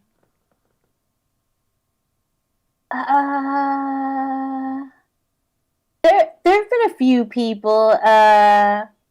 Well, when I was in American Horror Story, I had this gun that squirted water. Oh, jeez. So whenever a girl walked through, like if her midriff was showing, I would like squirt her, or like if someone had on shorts, I'd squirt their thighs and stuff, and they'd just be like, "What?" It was hilarious. I did get in trouble. I got talked to for using too much water. But you know what? You came to Horror Nights with your stomach out. What did you think was going to happen? It's a target. It's a target. Do not wear crop tops going through haunts. We will target you, I guess. I would try and spray people in the area and be like, "Oh, did you pee yourself? Oops." I would never spray people in the face, though. No, because you don't know where that water's been. Right, but from here down, any skin is fair game. Mm-hmm. Absolutely. So yeah, I would have people freaking out, especially because I was sitting in a chair because I was a victim. So if they got too close to me, I would definitely squirt them as like a way to protect myself, because like That's a good idea. people get too close. But yeah, I did get talked to that I was using too much water. Oops. Oops. It's water. It's water. But we're in a drought, Monica. You're using too much water. I was supposed to have something spray when I was Grindstone Kill. I was supposed to have one of those squirters. Yeah. But they never gave it to me. They gave it to Vice Kill. So Vice Kill sprayed people. And they definitely got me when I went through, too. Like, I would go through the maze sometimes, too. They definitely got me. But it's a great way to push people back if they get a little too close. Just don't squirt them in the face. Yeah. Never squirt in the face. Makeup takes a while. You never know. Also, you don't want to get it in the eye. That's true. dangerous. Or the mouth. Ew. We don't know where it's been. You do not know where that water's been. Not trying to give anybody E. coli or whatever. Nope. At least not this year. There's too much stuff going on. I'm looking forward to like interviewing people who have been working during this time and see how it's different. Because I've been getting a lot of questions about how to scare during this time, but it's like, I'm not scaring during this time, and it's unprecedented times. I don't have experience. I wouldn't know. I could guess. I could give, like, if I were in this situation, this is what I would do, but I don't know. Are people working? There's people working like Haunted Hayride and stuff, and yeah. What else is happening? There's like some drive-through haunts. That's it. Oh, okay. I haven't been to anything. Me neither. I haven't like been, but I have some people scheduled, I think, for later this week or next week. Like, there's definitely at least a couple people in November that I have scheduled who have been working during this time. So, like, stick around for November, everyone who's watching these live streams, and we'll get to learn what people have been doing during this time. Plague Doctor says, Bite LA and 17th Door are haunts going on during this time, too. Oh, okay. Yeah, I want to go to a haunt, but I'm too paranoid with the mess. I don't even want to attend the haunts, let alone work them. So I'm chicken. I am paca. I cannot. I don't want to get sick. Yes, scaring is great. I am not going to kill myself over it, though. I'm going to scare in my own way. I've been working on prosthetics. I've been learning how to do prosthetics on my own. Yeah. Oh, cool. I have a life cast. I have a stone version of my own head that I got randomly. So yeah, so you remember Amanda and Megan from the Makeup Girls for our zone in 2018? Do you remember them? So I hit them up after the haunt, and I was like, I have an impulse buy that I really want to do. Can you do a life cast? I want a stone version of my head. Like, this is just such an impulse thing. I don't need it for anything. I just really want it. And they were like, yeah, actually, we'll be able to give you a discount and everything. We're like, you just need to pay for the material, and we'll do the labor and stuff. Like, come here at this time, and we're gonna like get a life cast of you. And I was like, oh, yes. And I actually filmed a little bit of it and got some pictures of it so I can make it into a vlog that I could post on YouTube, but I never really got around to it, so I need to search for that footage again. But yeah, they were great. I was like, is it okay if I film some of it? They were like, yeah, go for it. I was like, cool, thanks. So that is really cool. Yeah, so I paid for a life cast, and I even have the mold of it too, so if anything happens to it, I could just fill that up with more like plaster and make another version of it. But it was such a weird experience. It was weird to have that like goop on me and everything, and it was they were like, it's like you're at a spa. So like they played music, and I was just sitting there for like 20 plus minutes, and they were very considerate because they did the back first and then the front so that I could still breathe that whole time. They did little by little. It was really interesting, but yeah, it was because I met them during Horror Nights. I knew they were still kind of in school, so I was like, how many have you done? They were like, oh, we've done like 60. We know what we're doing, but we're still in school, so, you know, we can't prove it. And I was like, you need another practice victim? I'm here for you. Like, let me know. So yeah, I have a stone version of my face, so I've been using that to try and fit prosthetics to me better, and I'll like put clay on it. I'm gonna make another version, like a plaster version of just the front of my face so that I can like fit it into the mold better. I can't like hold a 20-pound stone version of my head Right. still for it to dry. But it definitely helps for, like, when I did my Alice Angel prosthetic.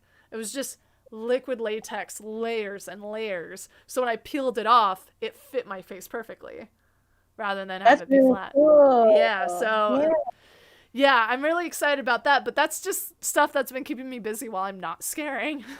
So what have you been up to since you haven't been scaring this year? Since I haven't been scaring, I have been making a YouTube video and uploading it every Sunday. They're mostly like focused on like writing and like storytelling, but I'm trying to throw some short films in there, and I was trying to do like Halloween themed films this month. But that is what I have been doing. That's amazing. Yeah, I bought keep the myself a creative camera. juices flowing. That's great. So yeah, follow Monica on YouTube because she's been uploading content all this time.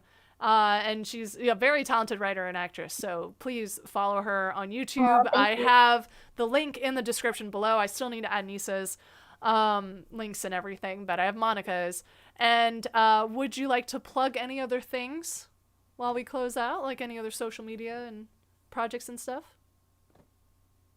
Most of my projects are going to be on YouTube, so subscribe to my channel and hit the bell so that you get notified because I'm uploading every Sunday. And I've been uploading every Sunday since like the end of May.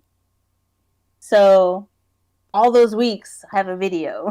I remember last year, I believe it was, you did the vlog every day, like experience of working at Yeah. Universal and stuff, which was really interesting. So if you want to have a different perspective of like what it's like every single day throughout October or something like, I don't even remember when you did it, but that's on her YouTube too. So definitely check it out. Follow her on Instagram. I'm sure you update your Instagram every once in a while. So Yeah. follow her on Instagram. Are you on TikTok or anything else? I have a TikTok, but I don't really like upload on TikTok. I mostly just have it so that my friends can send me weird videos to watch. That's fair. But but yeah, my I think my TikTok's under Good Monica. Okay, cool. So follow her on all the things. She's awesome. And I hope you really enjoyed this live stream, chatting with other characters, getting different perspectives. I will go live again. What is today? Monday. So I'll be going live on Wednesday, 8 p.m. same time, every Monday, Wednesday, Saturday, 8 p.m. Pacific time, 11 p.m. Eastern. So be sure to join those live streams if you got any questions for my guests. Got any questions for me, or you just want to hear some fun stories from scaring and the days of scaring, feel free to stop by. I'll be updating my Instagram for live stream updates if there are any tech issues or any other things going on. You will find out through my Instagram, so it's really important that you follow me there. If you don't already follow me on TikTok, I tell Scareactor Stories on TikTok, so please follow me there. That's my main audience. That's my main posting place. It's a lot of fun while we have it. I don't know when it's going to go away. And here on YouTube, subscribe because I go live Mondays, Wednesdays, Saturdays telling Scareactor stories. And I also post tips and tricks for scare acting. So if you're interested in scare acting yourself, I have some videos on that too. And I'll be posting just other cool projects and Let's Plays. And I'll be going live tomorrow, Tuesday, on Twitch, same time, 8 p.m. Pacific time, and I'll be playing Phasmophobia with some friends. So if you want to see a ghost kill me or a scare actor get scared, follow me on Twitch. I go live Tuesdays at 8 p.m. Yeah, so that's it. I'm gonna end the stream. Monica, I'm gonna give you a more proper goodbye, so hang tight, but I am gonna end the stream. So thank you so much, everyone who has been watching and supporting this channel. I really appreciate it. All my Scareactor friends appreciate it. Show Monica and Nyssa all the love. They've been great tonight. And yeah, I'll see you guys on Wednesday. Bye!